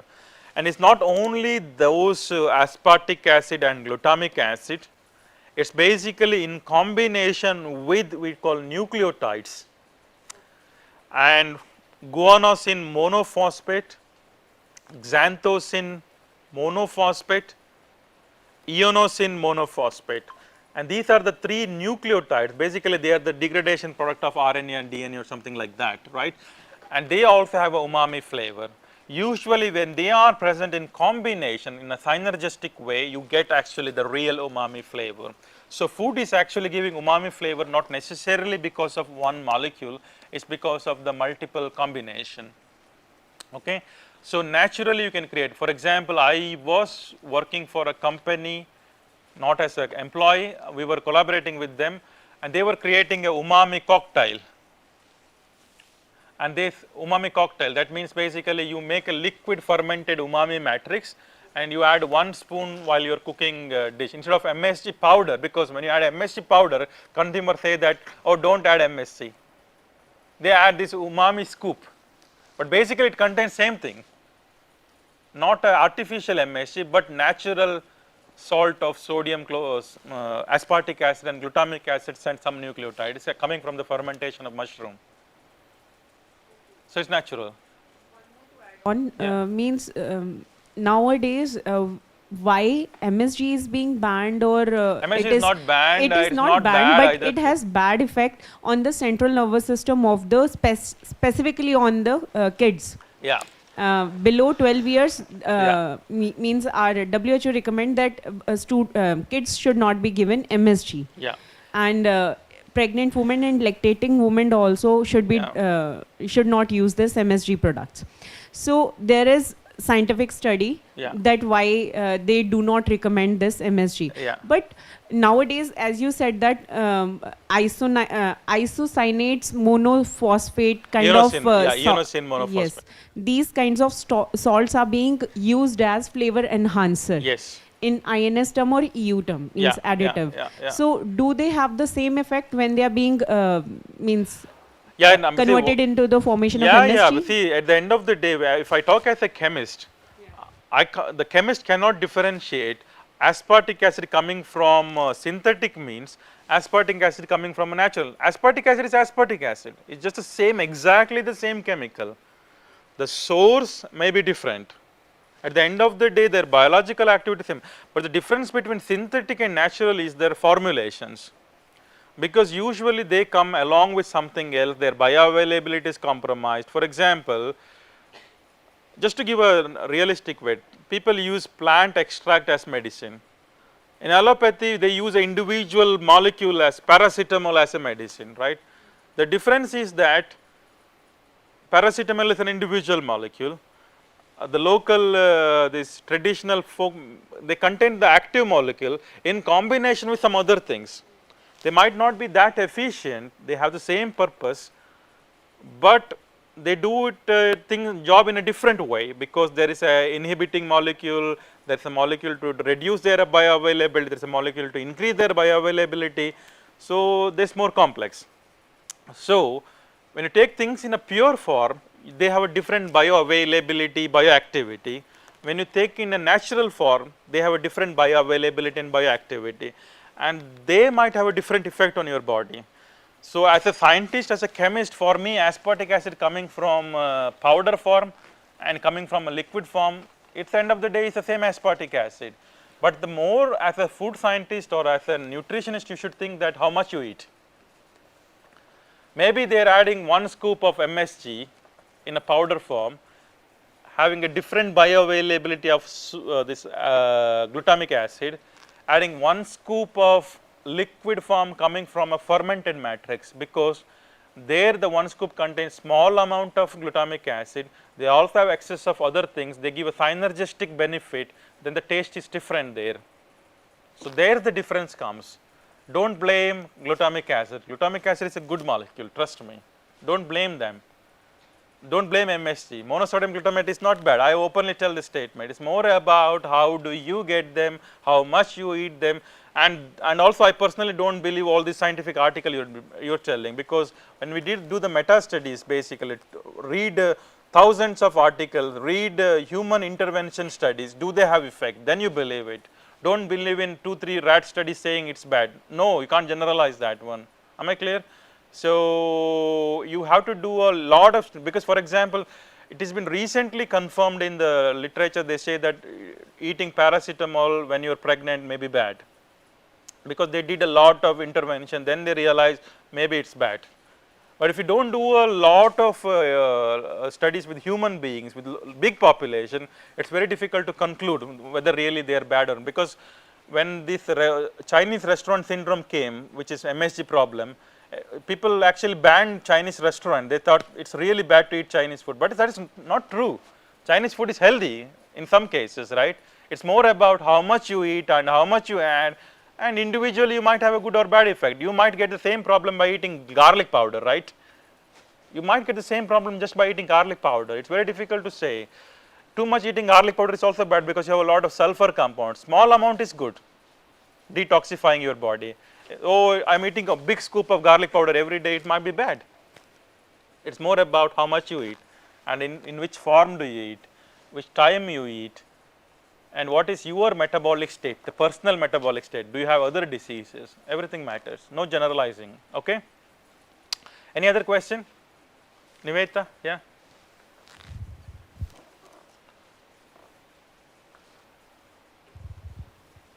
Sir, after fermentation, Yeah. in what form you will use that fermented protein? Whether it will be in liquid state, Yeah. for example. Yeah. So will you again dry it Yes, to exactly. use it in the Yeah. other product? Yeah.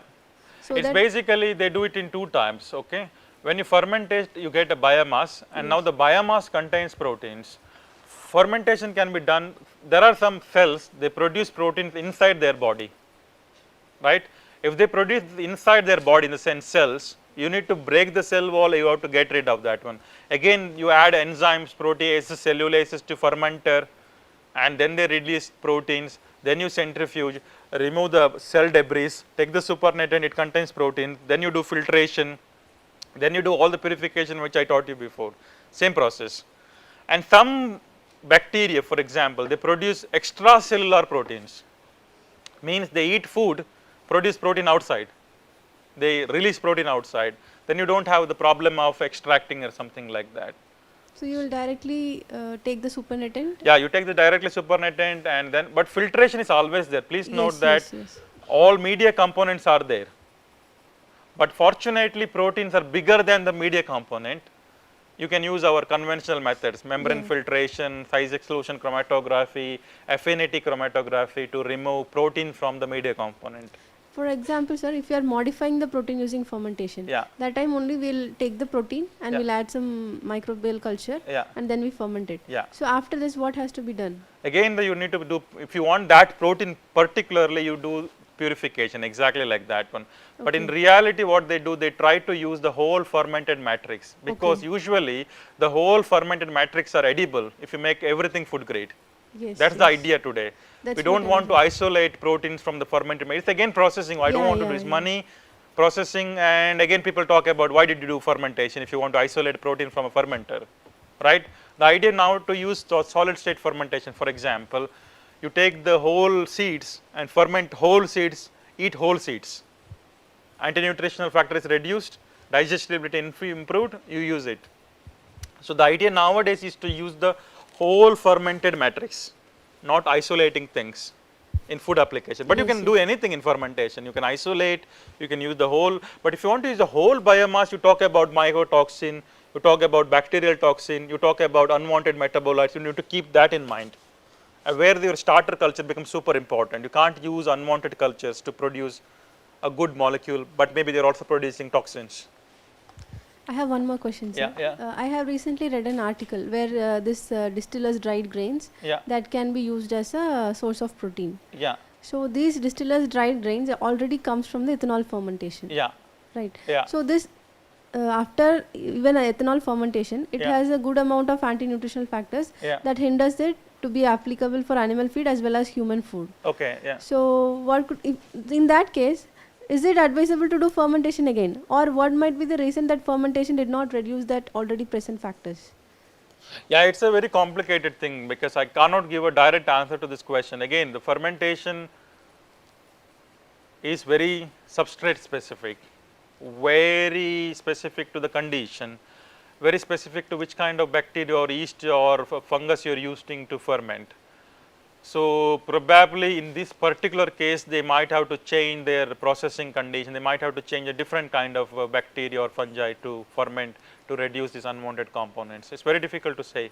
I do not have a direct answer to this question unless I read their I am not a fermentation specialist, I understand microbiology Yes. because I studied microbiology. Just to let you know that there is nothing called universal mix that we can add, things will become super tasty, and no. It is again substrate specific, again processing specific. You need to again modify so many things. It is very specific to that particular product. There is nothing called universal cocktail you can use, you get the best product of. No, does not work like that, unfortunately. Just one more question. Yeah, yeah, of course, yeah. Is it advisable to use fermentation twice for that particular product? Once already done during ethanol fermentation. I don't care. I mean, you are welcome to ferment any number of time as long as the bacteria likes the substrate, as long as the end product is good for you. It's nothing called we need to, because you can always ferment fermented product, because you during ethanol fermentation, let's say you get alcohol and you get molasses or whatever the other byproduct of this one. That is if it has a lot of carbon present, why not you ferment them? You ferment them and get another product out of them. I don't say it's wrong. It's a right thing to do, because sustainability is nothing but using the entire biomass, not getting anywhere. So if you ferment, you get good product. If the byproduct of the fermentation can be fermented again, why not? Ferment it, get another product out of it. It's okay to do, but I have no idea in your specific case whether it's good or bad, because I don't know. I just read this, sir, and I got. I'm talking about circular bioeconomy. Yes, circular bioeconomy says that don't do any wastage. Yeah. Try to convert everything into something else that people can consume it. Yes, yes. In that sense, I would recommend you ferment, but I have no idea in your particular case whether it's good or bad. Yeah, yeah. Thank you, sir. Yeah, you have a question? Yeah. Yeah. You asked, like, once we have already fermented the thing, so in parallel fermentation we do the same thing. So we first give one particular microbe, ferment the product.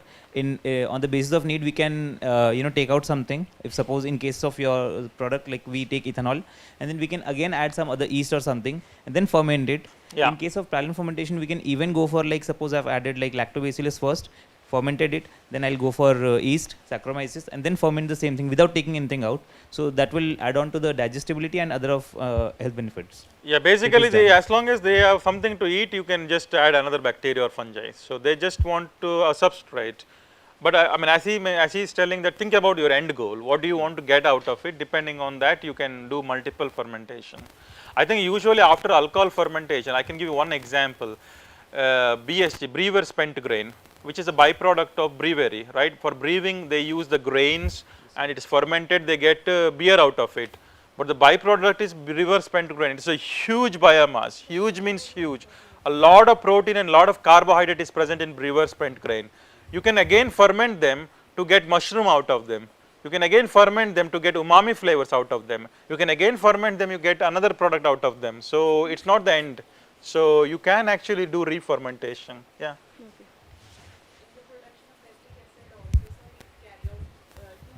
Yeah. Please follow. Give her a mic. Yeah.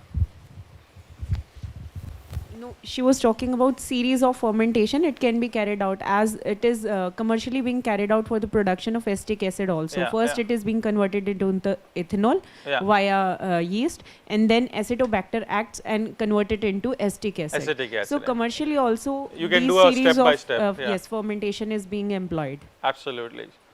All right, that was a good discussion. Let's take 15 minutes break and we'll resume again. Okay. So we take 15.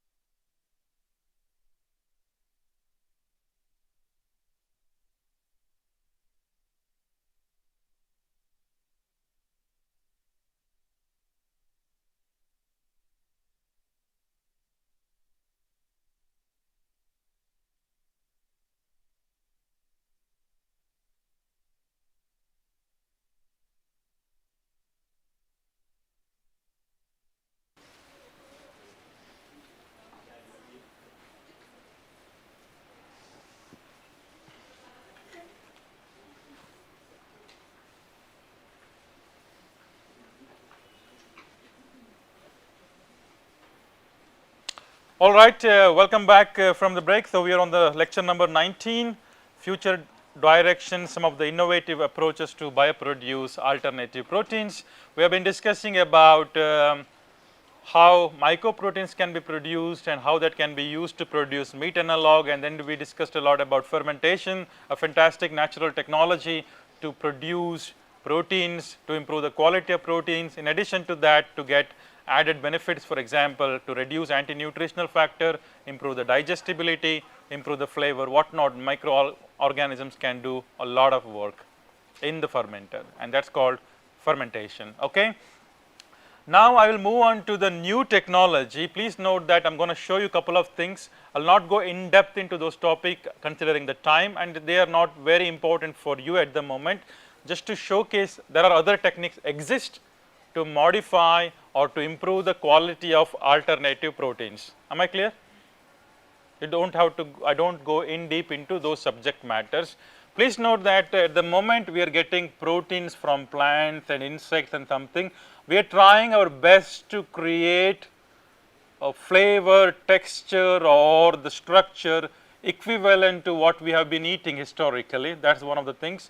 And we also want to create something new so that we can feed to a selected set of people. For example, children, they like food something with some design, right?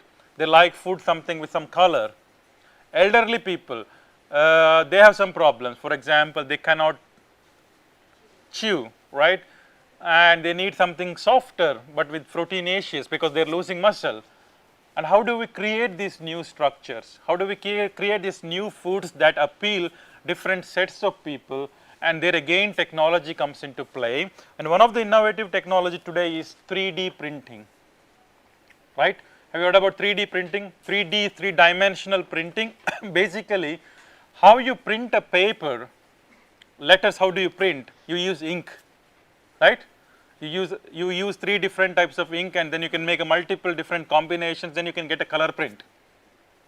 You can print a block, for example, you can print this camera design using 3D printers nowadays, right? You can print this pen using 3D print. You just have to tell the computer the design of this pen, then there will be a molten plastic, then the plastic will come in the inkjet, okay? Maybe the colorant in coming in another inkjet, and they all mix together and then it will print. You must have seen that YouTube video. And like that we can actually print the food as well. For example, there is a beautiful video in this YouTube. Unfortunately, I can't append YouTube videos in Gian format. That is the reason I am just showing the link here. They are trying to show that how the meat structure can be printed. They have a fat inkjet, they have a blood inkjet, and they have a muscle inkjet. Just to give an example, this contains protein, this contains red color, and this contains this contains proteins, rich in protein, this is rich in red color, this is rich in fat. Now you can actually prepare a mix in a different layer using 3D printer. You just have to tell the computer what design you need, and the computer will print that one. That is called 3D printing. I will come back to that one again. I am not telling that we will make it 100% here, we are going near to that one. It does not look exactly similar. Please note that is what I am coming to the same point, because when people say taste is important, but they also say that texture and appearance is important. It is more about people getting the appearance, similar but not the same, same but different, right. So, try to get this appearance somehow. How do we get this red color layer and then white color layer? It is very difficult to create them with by hand or by other things, but 3D printing can print that one. That is the idea, right. Basically, commercial 3D printers are available. Please note that we also have it in our own lab. They are available in a small and also big and so on. It is actually a machine controlled by a computer, exactly like a regular printer, but it has a jet moving everywhere like this one. Please note that it is used also in other industries, not only in food industries. It is kind of a new thing in food industry, I would say. You can print different things. For example, you can clearly see that how you can print soy protein and pea protein and how you can get a texture. After printing, of course, you need to do some modification, you need to do some cooking, everything is there, but at least you can print them layer by layer. That's the advantage here. Okay. Coming back to your question that it's not looking appealing, but in some cases it looks appealing. For example, here they are trying to 3D print potato and yam byproducts. You can see that they can get different designs. Now it is rich in protein and carbohydrates and fiber. Maybe it's good for children. Children love these designs, right? So that is the advantage here. It's not something new I'm talking about. Making chakli is the same. This is 3D printing according to me, right? Children love that one, not because of the chakli, the taste. It's basically the shape attracts them. The looks fancy, right? In Karnataka we eat boti. What we call in English? Not that boti of intestine of goat. It's basically a yellow thing. It looks like a tunnel, and we put it on the fingers and eat like this one. Do you know what you call it in Hindi? Crimes, whatever it is. Yeah, I don't know. We call it as, exactly, we call it as boti. It's actually again a 3D printing I see, because they get that nice hollow structure.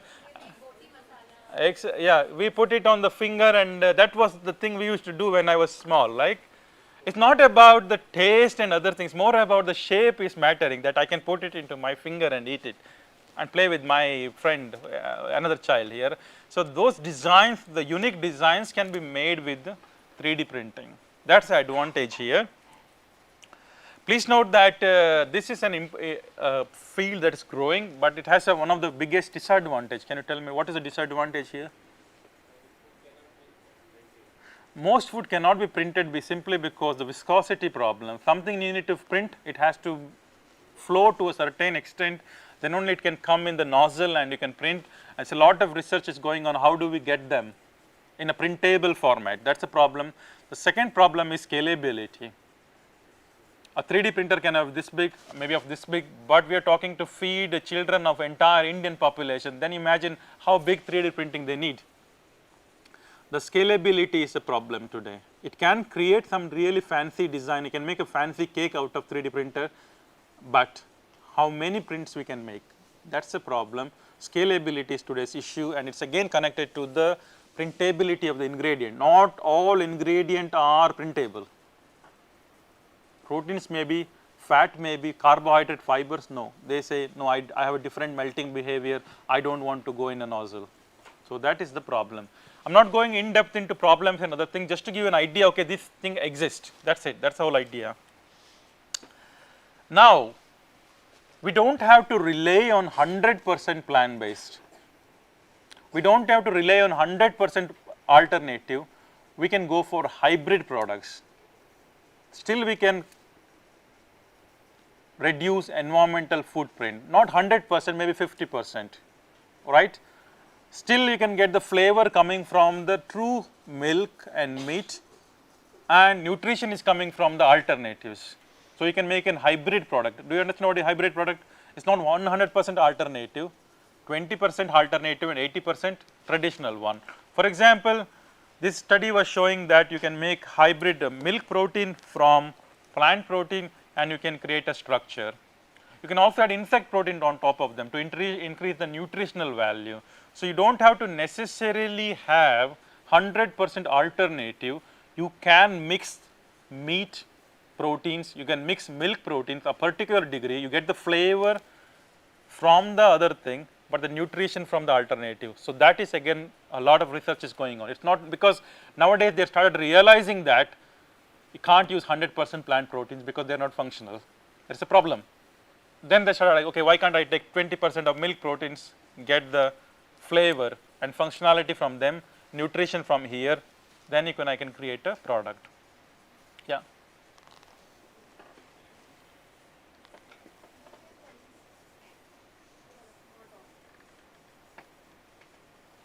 But their matrix is different, then their chemistry need to be studied together, how synergistically they will work. Absolutely, that is a big research going on in that. I can just give you one example here. In our department, we are working on hybrid cheese. Basically, cheese containing milk proteins and cheese containing plant proteins. Exactly answering your question, how do they go together? How do they mix them? How do we make an interaction between plant proteins and milk proteins? How do we make an interaction between plant fat and animal fat? There's a lot of things has to be studied here. It's also a big field of research today, hybrid products. Okay, it's not easy. I'm not telling that it's just mixing and cooking. No, they have to go somehow together.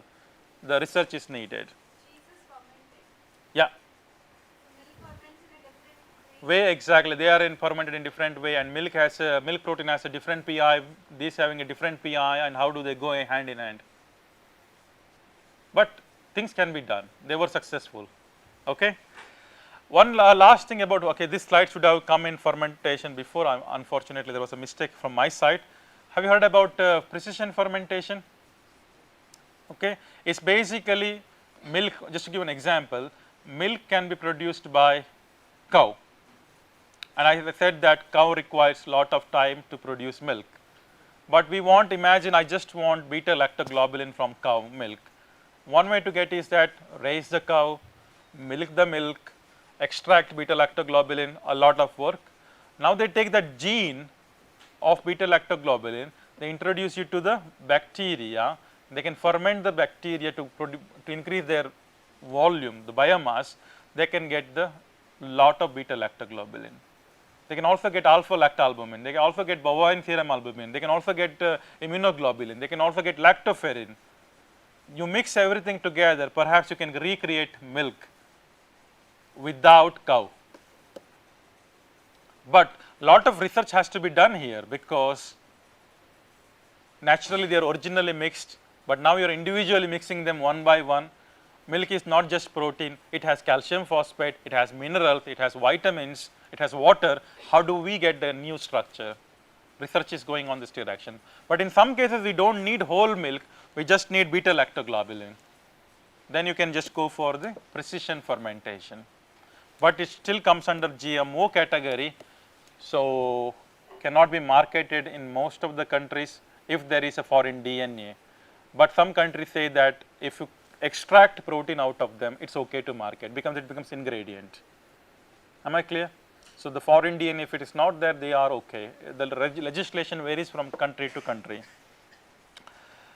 Just to give some example about precision fermentation product, there is a company, they are producing egg white proteins, companies producing milk proteins, companies producing heme proteins, because Impossible is the burger company, plant-based burger company. They found that they can clone plant leg hemoglobin, which is actually red color pigment.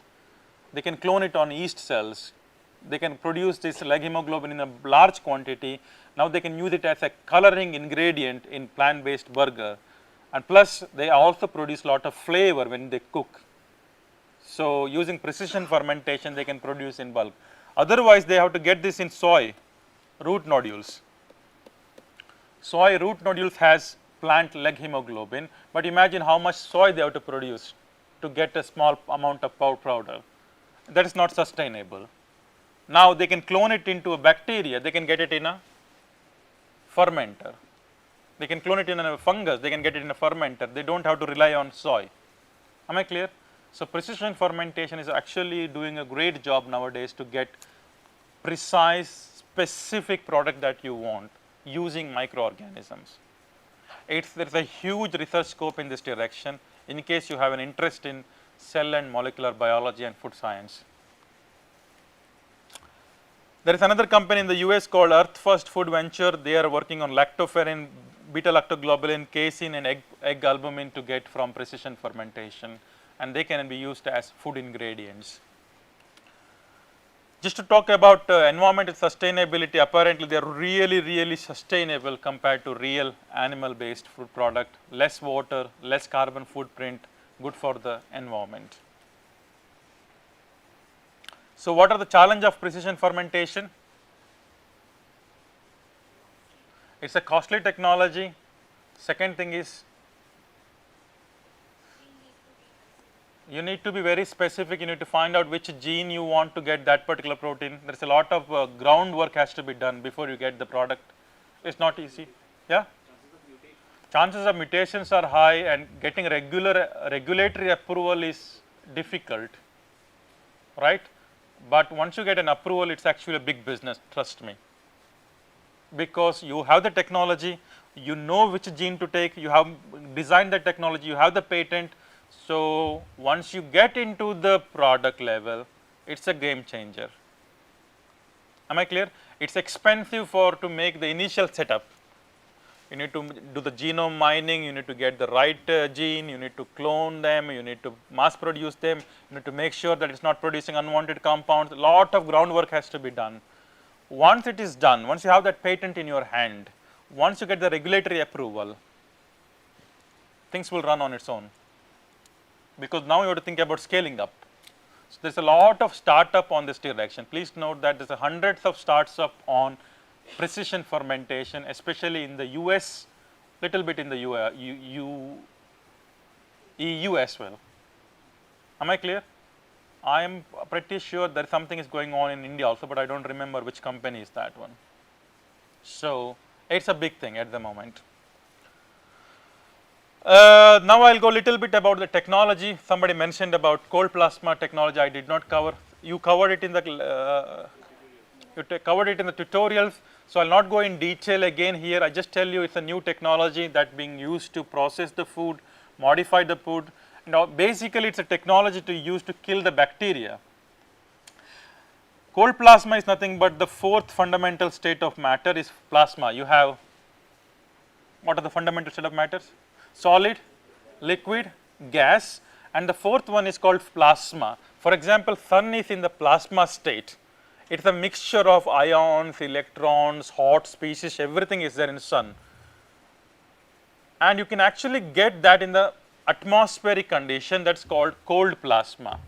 Basically, it contains mixture of ions, light, free radicals and reactive oxygen species and reactive nitrogen species. How do they get? Basically, they supply air, right? They supply air, and by high voltage, what we call corona discharge, there is a lot of way to produce, I do not go into details here. By different ways, mechanical and electrical processes, you can get plasma discharge at room temperature, and this contains lot of reactive species. The reactive species are reactive, they react with proteins, for example, right? Now, we did an experiment just to show you. We reacted some plant proteins, in this case pea proteins, with cold plasma. What did we observe is that we got a gel, right? Basically, what they are doing is that the reactive species are attacking the proteins, they lead to protein-protein aggregation, okay? The reactive species attack the proteins, cleave the protein cross-linking, because you have one protein, you have another protein, you have a reactive oxygen species, they can create free radicals, they can also create free radicals and they can combine. That leads to the protein aggregation. Now, we saw in STS page we are getting more and more aggregates. It was also visible here. The idea here is that these aggregates, if you make it in a really nice way, you can actually create plant based cheese out of this one. Because in the plant based cheese, we need protein aggregates, we need protein cross linking, and that cross linking can be initiated by cold plasma technology. And the technology can also be used to kill the allergenic moieties. Why? Because there are certain proteins, there are certain amino acids are responsible to trigger the allergenicity, because they go and bind to immunoglobulin or something like that. Now, you destroy these amino acids using cold plasma technology, because they are reactive oxygen species, they can attack amino acids, they can reduce the allergenicity. There is research shows that by treating cold plasma technology, we can reduce the allergenicity. By treating plant proteins using cold plasma, you can reduce the allergenicity. Lot of benefits here, but what is the problem? Protein oxidation is the problem, because they work by the principle of producing a lot, means a lot of reactive species. They can benefit you, but they can also harm, because when you have a protein, you have an amino acid, okay, and they contain reactive species, for example, hydroxyl radical, they can attack them, they can get a new compound, they can break the proteins, they can do so many things, and nobody knows what happens if you eat them, unwanted molecules, right. It is very complicated system, you never know what happens when you eat unwanted oxidized. I am doing research on that one, I am trying to do animal studies to make sure the unwanted molecules are not bad for you. Am I clear? It's a good technology to modify proteins, but the question is how good it is, because the problem is that people are focusing like this. I read a lot of article on their treating juice with cold plasma. They say that we killed all the bacteria, wow, super. Then I am asking the question, what is the fate of juice now? They don't know. They kill the bacteria, everybody is happy, bacteria are dead. Now you drink that juice, but you are treating the liquid sample with cold plasma. They are attacking every single molecule there, and then you produce lot of unwanted molecules. Can you drink that one? You are safe in terms from the bacteria, but you are not safe from the chemicals yet. Am I clear? So the technology is good in one sense. The technology has to be reinvestigated to make sure that it's not bad for you. And that is the end of my first lecture of the day, the lecture number 19. We concluded that we tested some of the important technology here. For example, mycoproteins, how we can produce, how we can do fermentation, how we can do precision fermentation, how we can use cold plasma technology to modify proteins, some good and some bad thing. Please note that every technology comes with their own good and bad, but you have to be careful. Don't sell your product before doing a comprehensive analysis, right? You have to have a scientist in your heart, right? Not only the marketing business person. Any question? Any question? Unfortunately, I don't have time to Nivetha. You mentioned about high pressure processing. I know a lot about that, but I don't have time. Okay? It's another technology. Is it clear? And that's the end of the, any question? That's the end of the lecture, and we go to the last lecture of the day, investment and entrepreneurial opportunity. Lecture number 20, the last lecture of the day, investment on entrepreneurial opportunity for alternative proteins. Please note that I will take it as a freestyle here again. I am not going to teach you, but I am going to tell you something. Am I clear? It is not a teaching, it is about something about telling, because I can't find a lot of literature, scientific literature on that one. First question is that I can't pronounce this entrepreneur very properly in an English way. How to pronounce the entrepreneur? Entrepreneur. Sorry, I always had a problem with this one. So I am not British, I am Indian. Huh? I know I live in a foreign world, but this word is always difficult to pronounce for him. Whatever that one, how do you want to become the? How many of you want to be an entrepreneur?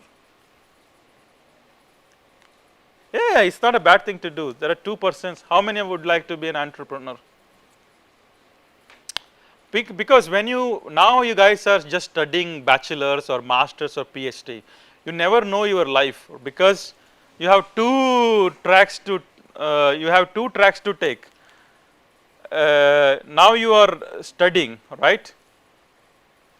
Once you have your education done, suddenly you realize that, oh, I want to do a PhD, because professor motivated me.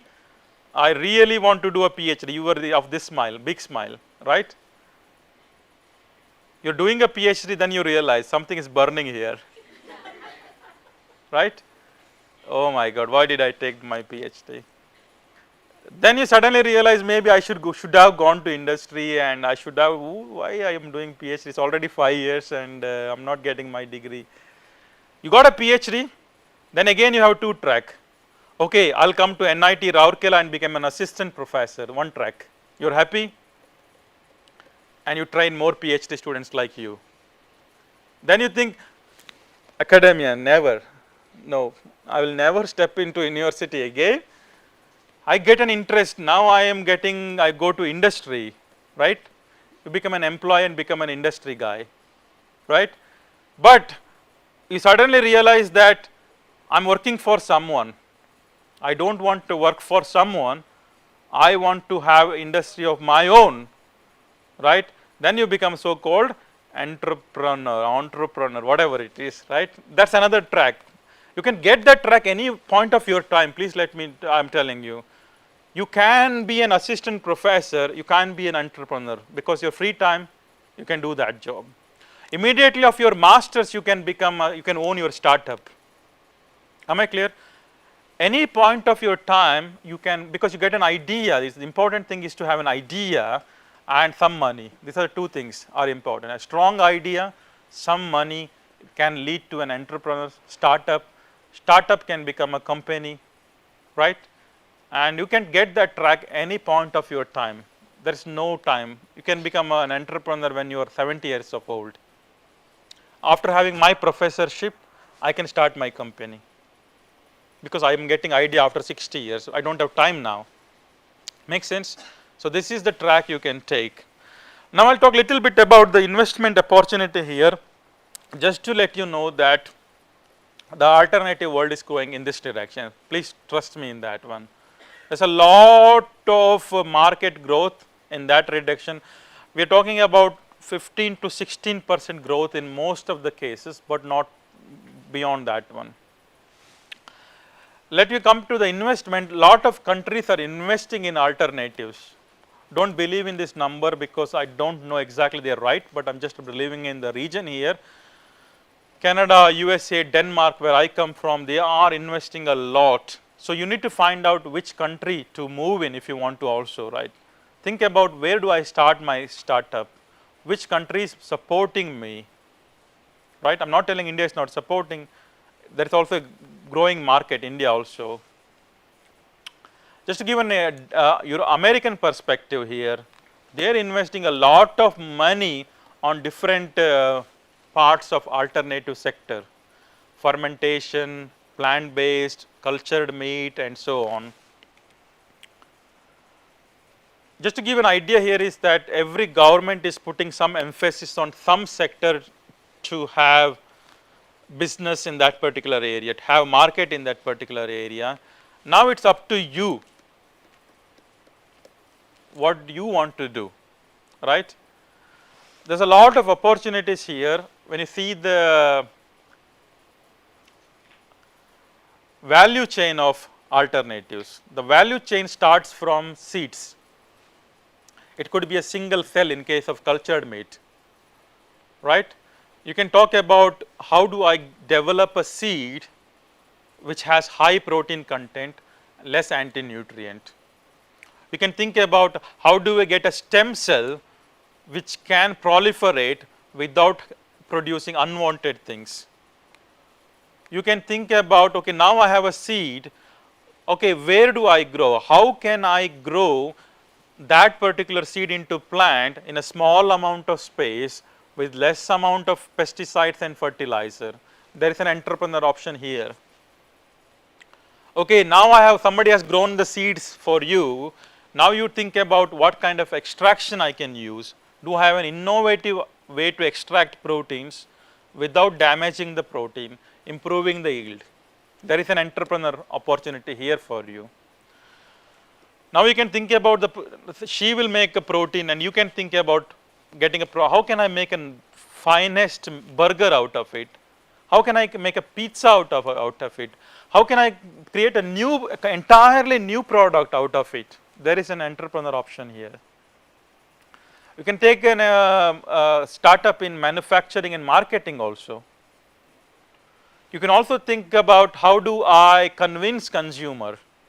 How do I make a labeling design? How do I make a packaging design? Just a design. How can I use a different packaging materials to sell the alternative protein product? There is a n number of opportunities here. Depending on interest, you can select where do you want to be an entrepreneur. This is a growing market. Many things are unknown. No one ideas can come and that can generate into a product. Does that make sense? Now, I'll give you 1 minute to think. Just think about yourself. If you become an entrepreneur in a plant-based or alternative world, which one will be your choice? Which sector will you take to have your own startup or company? Just think about 1 minute. Which one is your interest?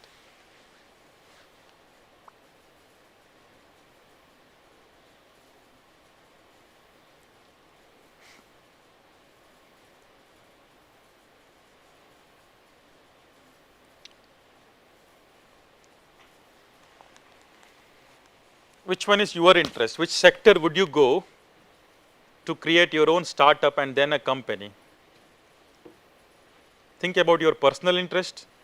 think about your educational background, think about the problems in the society, think about your novel idea, think about Sambalpuri and Kadi. Whom do you want to collaborate?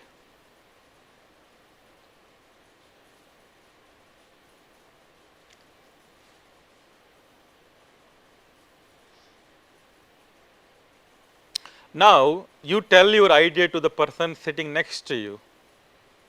Please go ahead. I am sure some people are thinking about the lunch break and what do I do in the afternoon, which temple I have to visit, and oh, my train is late, this guy is talking. Okay, just discuss with the person sitting next to you your idea.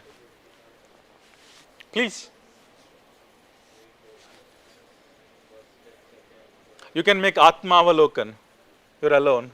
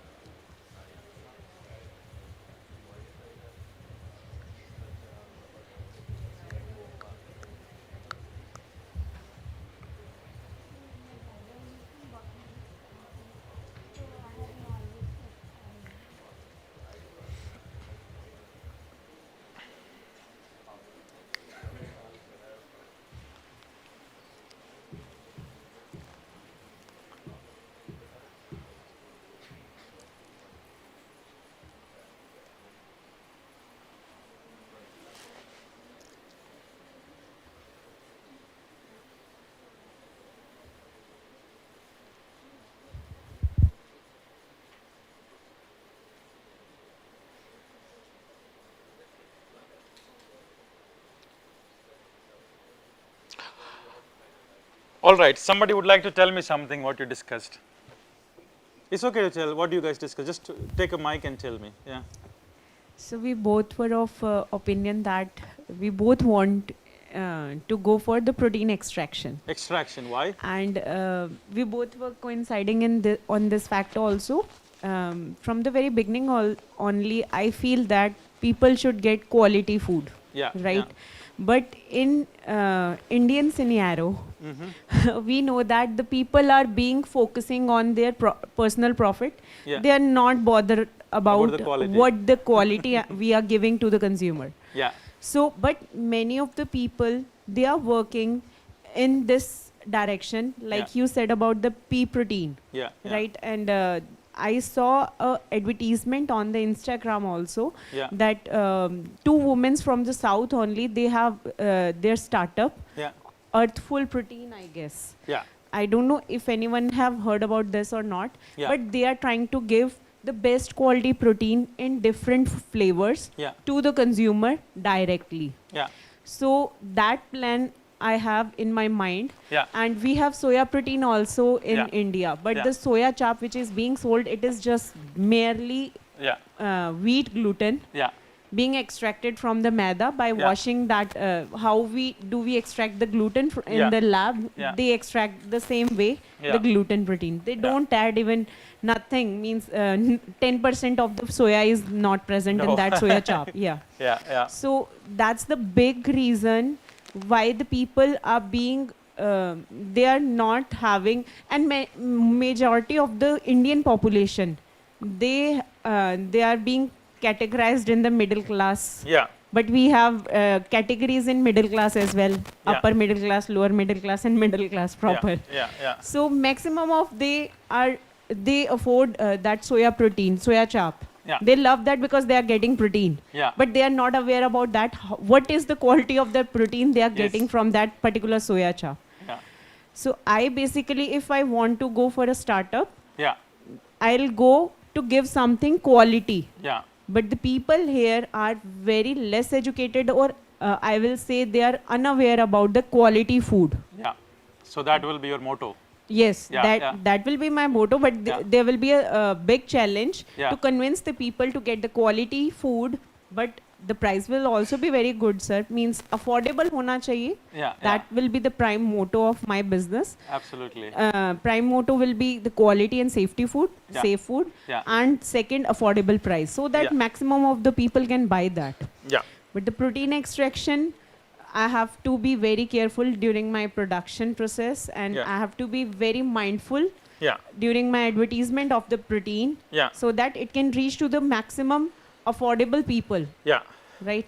They can afford, so that business can be a successful one. Absolutely. Thank you, Asta. So anybody else? What did you guys discuss? Please go ahead. Yeah.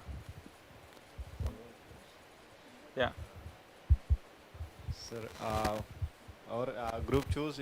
She is from biology background. And she is interested with farming. She will farming. Okay. Yeah. She is bit interested in producing good quality source. After that, I will go for the extraction and modification manufacturing. So you will partner. I will first she will provide the good quality raw material. Then I will extract the desirable polymers from it, then make a product development, manufacturing, or whatever is required, like modification, so that it will be different from what is already present in the market. We will go for the analysis to make it free from all contaminants or impurities, so that the product is at least it is easy to digest. We will go for the modification. Then after that, she will help me in consumption, as the consumption is the big. So your is a big business, huh? But please, I must mention one thing, that it's nice that you can make everything, but it's very difficult usually in the startup, because you can't focus on too many things when it comes to startup. You have to have one specific thing. Trust me, that because it's a lot of work to do, you can't tick mark everything. That is a business of a big company. Let's say Nestle, let's say big companies in the world. Basically, they have business in every sector, then they can easily combine. But you are thinking about a startup, then basically it's very difficult to say that you can do everything. It's very difficult. Your motivation, your vision could be like that one, but your mission cannot be ticking mark everything. That keep it in mind. So you need to focus on one specific thing. Otherwise, you need more money, more number of people, and that might be difficult to do. But it's nice to have that vision. But when you say startup, be specific. From it, mostly from the wastes which are of no use. Then going for the extraction of polymers. After that, we can use that polymers to replace the artificial plastic. The plastics we are going to replace. We are going to make some coatings or some biodegradable films as in like a packaging material. Yes, we can because packaging is a big issue. It has a lot of. So you are coming somewhere in this region of the value chain. Yes, sir. Yeah, good. Anybody else would like to add? Anybody else would like to add? Yeah, Niveta, last one. Yeah.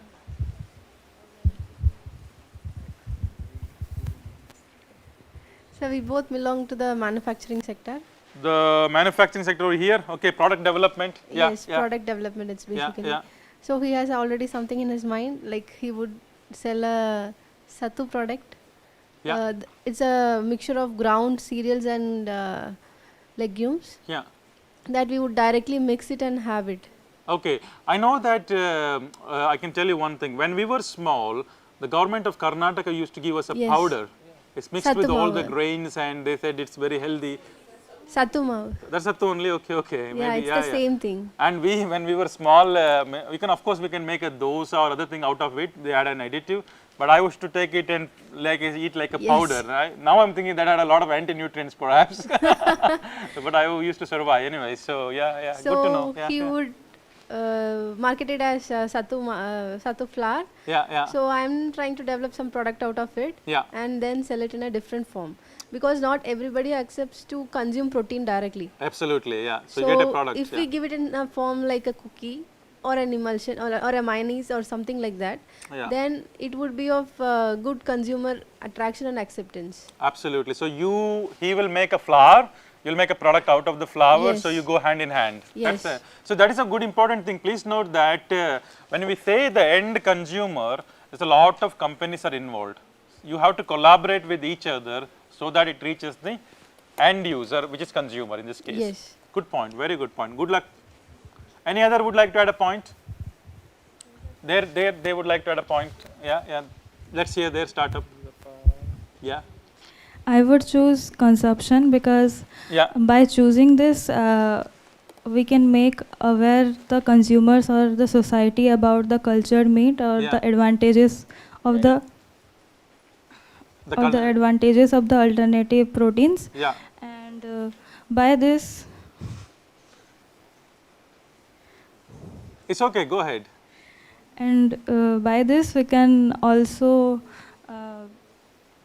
change the society and give a less environmental footprint, and there's a lot make of the things. barrier a little less complicated. And means I would be the one who can understand their mentality more proficiently. So I can make the product according to them. Will so basically consumer education and perception and that understanding that as a startup, I think it's a very nice idea, make good sense. That's a good one. Please note that at the end of the day somebody has to eat. Thank you, the one who you have created, one she has created, and you need to talk to these two guys. Okay, excellent. Anybody would like to add a point, last point? Good. Just to conclude here is that there is an ample opportunity depending on your personal interest and opportunities around you, go for a startup. I'm not an expert in startup, please. I don't want to give a lecture about that one because I have no experience myself to give how to make a startup, right? Please note that I'm not an expert and I have only little interest in making startup, my personal, because I want to focus on science at the moment. Maybe after 10, 15 years I'll have my own startup, but there's a lot of internet thing about how to make startup. You can discuss, you can read Google, read in the internet, you can talk to persons who have made startup. There's a lot of opportunities, and you know that most of the institutions will have their own incubation centers, right? They give a small seed money, they give a small amount of space, they give some mentoring opportunities. Please make use of them to get your startup. You can't be a one-man army here. You can't be a one-man army, you need support, and there are institutions with their own incubation centers. There are some political, for example, government of Karnataka, they have their own incubation centers. You need to approach people to get access to them. You need to expand your network, then you will get some money and space to get your startup. So there is a lot of things to do, and read this slide, it's not easy. One important thing I really like is that live in the future. Think ahead, what the people really need, and the idea is important. For startup, the idea is a hardcore thing. It has to be new, it has to be mission driven, it has to be vision driven, it has to be the benefit for the society. Of course, at the end of the day, you need to make money, please note that. But it has to have something new so that the consumer can eat it. Then you have a lot of things to be done, discussion, networking, talking to the people, getting to the prototype, testing it on 100 people, testing it on 1000 people, then it comes to a pilot scale production. It's not an easy thing, too many people, too many things are involved here, and you need money, what we call investment. You should find some investor to invest on your idea. It all comes by networking, it all comes by mentorship, and you need to talk to right people. Am I clear? I'm not an expert in that area, I can't give an advice, direct advice here, but you can find information in the internet and by talking to the right people, talking to your institution. If you have an idea, they will help you. And that brings to the end of today's lecture, lecture number 20, entrepreneurial opportunity. There's a lot of opportunity, but you find your own track, okay? We also come to almost to the end of my lecture. I'm a little bit nostalgic now, I'm going to miss you guys for sure. We discussed a lot of things, I mean it's very difficult to summarize for me, but I can start like this one. What did we study on day one? Was that about the cow? and how the holy cow is good and how it is bad, right? We need to have an alternatives. Reasons for the alternative proteins. Then we went about, we give a little bit sources. What are the different sources are available? Plants, animals, insects, microalgae. Then on the day 2 we went for extraction. Day 2 we went on extraction. How do we extract the high quality protein in good yield and good purity? On day 3 we went on characterize. You have extracted, how do we characterize them? On day 4, techno-functional property, what do you mean by oil holding capacity, what do you mean by emulsion and so on. We studied a lot there, it was an interesting session. Day 5, digestibility, what's that? Modification, I'm completely lost my mind, I know what I taught, but I know digestibility, how do we measure PDCAS and amino acid composition, how do we do that primary composition analysis, that one. Then we went for the protein modification using enzymes, transglutaminase, using chemicals, succinic anhydride. Then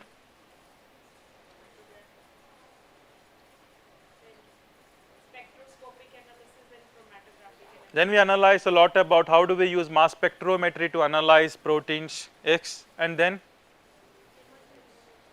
emerging technologies we are using, yes, and then we are almost here today.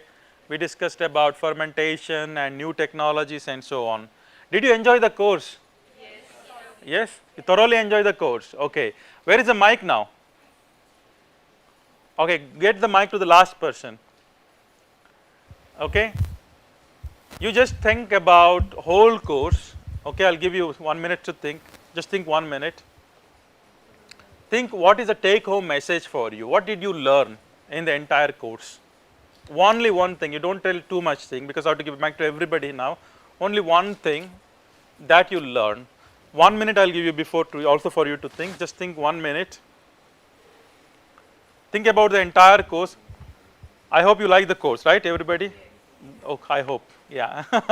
And you know a lot about alternative proteins now. You know advantages and disadvantages. You know the current state of the art. Where are we now today and what is needed, right? I'm not asking you to remember everything, but you have something in mind, something in concrete. You know maybe your future direction, you know what need to be done. Think about all these things and what is the take home message for you out of this course?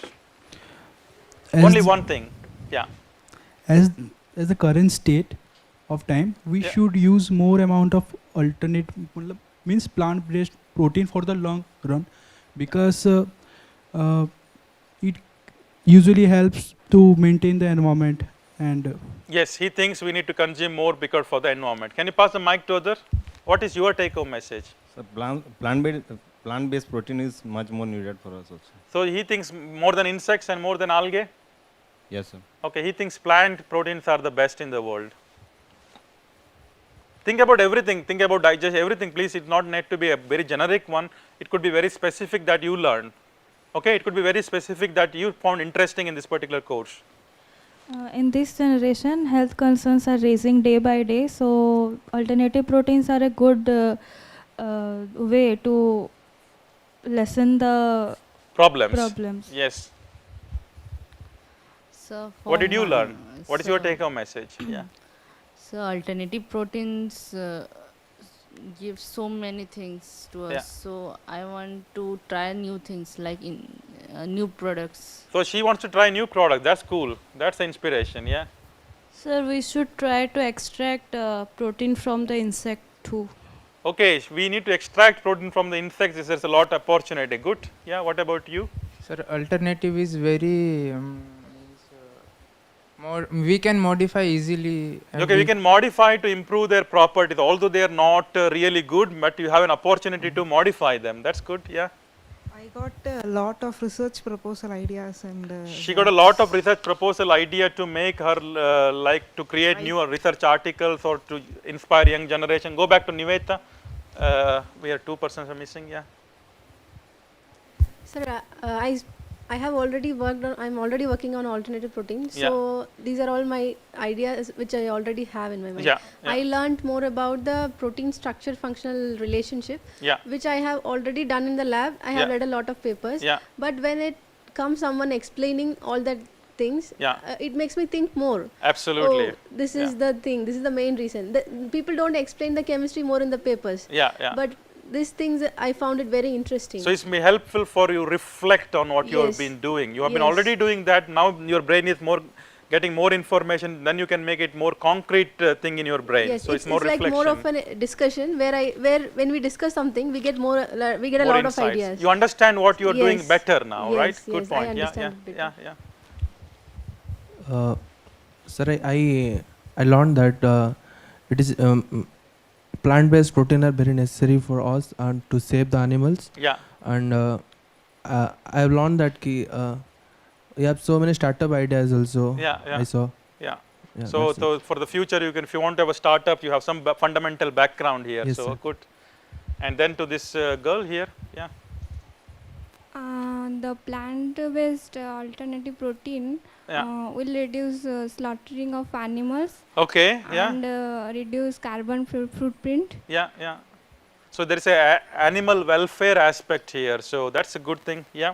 And also it is a creative thing that we will made meat analogs from plant-based. Exactly. So we can, it's a very creative thing that from plant you are converting in something meaty, meat analog. It's a very creative thing. Absolutely. It gives economic opportunity, like give new jobs and market ideas. Absolutely. And it gives new food product and flavor. Or it's a growing market. It gives a lot of employment, lot of economical opportunity. Of course, we are going less and less animal based, but we are also creating new jobs. Good. Healthy opportunity. We get healthy opportunities because maybe we already know that animals are consuming more red meat is bad. Maybe we get more healthy opportunities. I agree. What did you learn? I got an idea. So based on the specific conditions or disease, we can make some products to cure that. Absolutely, we can make a tailored products depending on the situation, depending on the market, depending on the person. We can create tailored products using these technologies we are talking about. Very nice. Insect-based proteins, I found it the most interesting thing. And I want to do some research in this field. Super cool. She got an inspiration from insect. Now you need to find Sambalpur and locust people. Where are they? It's offering a sustainable substitute for traditional meat, so everyone should try the meat analog. Absolutely, fantastic point. Asta?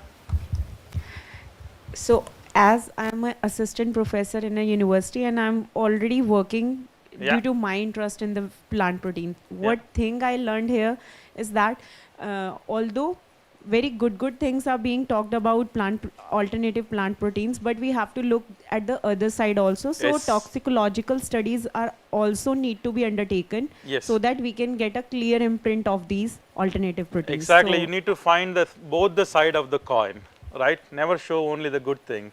Be a scientist. Think both the sides. Good point. On a personal level, this course helped me a lot to find out what I want to do in life. And I'm already very much grateful for that. Thank you. That's good to know. Yes. It's inspirational. Sir, it's environmental friendly. Gives less carbon print. And so it's a good way forward for you. Good. So we should culture the meat. Cultured meat? Cultured meat for vegetarian and who does not eat animal meat. And for some person who has diseases. Maybe it's even vegetarian perhaps can consume cultured meat. You never know, because of course it starts from the animal origin stem cell, but it's only one cell to start with. But maybe if that is okay, probably you never know. I was fascinated by the culture meat, microalgae basically. Microalgae, and yesterday I learned that not the protein not so important, taste and sensory properties are also important. Very important. As a researcher, I will look into it. Super. Yes, Mohammed. Sir, we need to find a balance between alternative proteins and animal, because both are important for the environment. For the long-term sustainability of we need to find a balance between alternative proteins and animal proteins. Exactly, it's not that 100%, maybe you never know, maybe somebody will again prove that maybe it's not a good direction, you never know. You need to find balance, because animals are not just animals, they are also to our heart. Let's say cow, we are not using cow just for milk or for gobar or something like that, no, right? It's our feeling, right? I have a cow at my home, we love them, it's a feeling. Now I say that animals are bad, zero cow at my home, I lose that connection and affection, right? We can't be completely like machines, right? We are humans. We have traditional bonding with some things. It's not just cow, it's not just milk, it's just something else, right? And now how do I get it with the cultured meat now? So we need to find a balance. One more point I want to add. I am sincerely thankful to you for encouraging us, for enriching our knowledge from basic to the final product. That was really awesome, and we will really miss you, sir. Thank you so much. Good to hear. Yes, and Yeah, already I know many things about it, but the two things happened. One is that techno-functionality part, which is discussed here. There is lot of chance to do R&D in that part, which is very interesting to know. I worked in microalgae, but not in proteins, bioactives. So this is another part that it can be also used for the protein functionality. Another thing that what Akib has told, that although we know the basics has been polished. More fundamentals are been cleared from a chemistry point of view, which is lacking. Maybe when we studied or when we are giving lecture, we give more of a generalized lecture. But the things happening inside of like a ultrasonication or pulse electric field is more clarified now. Okay, good. That is an add-on knowledge. Good to know. Thank you so much for that. Please note that I try to balance things, because I try to give you fundamentals, because we have mixed people, very qualified people and learning people, right? So I try to find it, make it myself. Okay, I give a balanced lecture. I hope I was successful in that, but just to serve. And I also know that there's a YouTube viewers. Not right now, maybe they will watch my video after 1 year, maybe specialized people. So I need to find a good balance between the information I give. Maybe some things were going like this on your brain, it's just to make sure that everybody gets benefited to a good level. Information we will get everywhere. Absolutely. We want to, ChatGPT is there now for today's generation. We didn't had. But the thing is that clarifying those links, that how it is functioning, connecting the dots, that's very important. Connecting the links, it is very important, that make one scientist to understand the basic fundamentals. Absolutely. I'm very thankful that I came. It's very nice lectures. If you can listen online, that may not be that impactful. But when you listen, when you see, it's very impactful to understand what knowledge I was lacking earlier. Thank you so much. You're welcome. So you agree that you did not waste your hostel bill or mess bill and train charges, flight charges, right? Yes. And it will. One thing I would like to add on that, your way of teaching was such an innovative. Yes, it was really very smooth. You connected, exactly you said that, you connected with the graduate, postgraduate, as well as the PhD qualified students as postdocs also. Yes.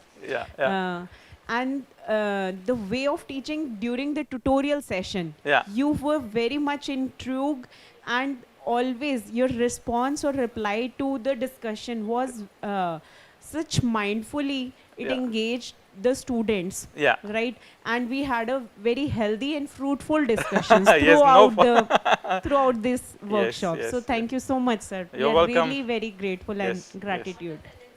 Yes, the energy you carried out from the day 1 till day now. Yes, the guest house food was really good. Yes, I was sleeping very less, I can tell you that, because I had to make 100 slides before I come here, and it was not easy, but because of you guys, I always had a motivation, because the class was very interactive, and without interactive, I also sleep here, why I'm teaching this one, but I never lost my motivation. Every day I had 100% motivation because of you guys. Just you go ahead. So you have a point, somebody else? What's that? Niveta, okay, please pass it to Niveta. I'm also eating your lunch break, please note that, but still It is until 1:30, right? Yes. Yeah. So there were many questions, but you never hesitated to discuss anything. No. So that was that really made us to ask more and learn more. Yeah. So that spirit, it's really appreciable, and I really enjoyed a lot, sir, this session. Yeah. It was like a complete brush up, and now I'm starting fresh. Yes. So thank you for that, sir. You're welcome. Thank you. And that means I also extended most of my lecture. Please, I'm sorry about that one, because I really wanted to accommodate all of you somehow, right? Yeah. So I personally learned that we have to have a diversified approach, not into the shell, like not into one particular direction. This. Yeah. And consumer education is really needed. Yeah. Good point. Yeah. I found that thing like there is no generalized statement for this protein, like we say these polyphenols are anti-nutrient, but they do also possess some anti-carcinogenic property. Now also protein somewhere now being used as this delivery carrier agent for these polyphenols, and again so many factors are there to yeah, exactly. It's not one thing, because they're all complex. They have benefits, advantages, disadvantages. It is nothing called one protein that's best in the world. Lot to do. The presence of polyphenol in one sense it would increase the solubility, and again you have another problem, right? So with the polyphenol you can get the improved solubility, but you get more color now. Yes. Win-win benefit you have to find how. And I also find the discussion session quite engaging. Okay, you all like the discussion session. Okay, I'll try to do it more and more in my future Gian program if I have one. Thanks. Yeah. Specifically, like the sustainable approach that we are moving towards, that was a bit fascinating for me. And as the population is growing, it is the food security approach also we are moving towards, like for alternative protein.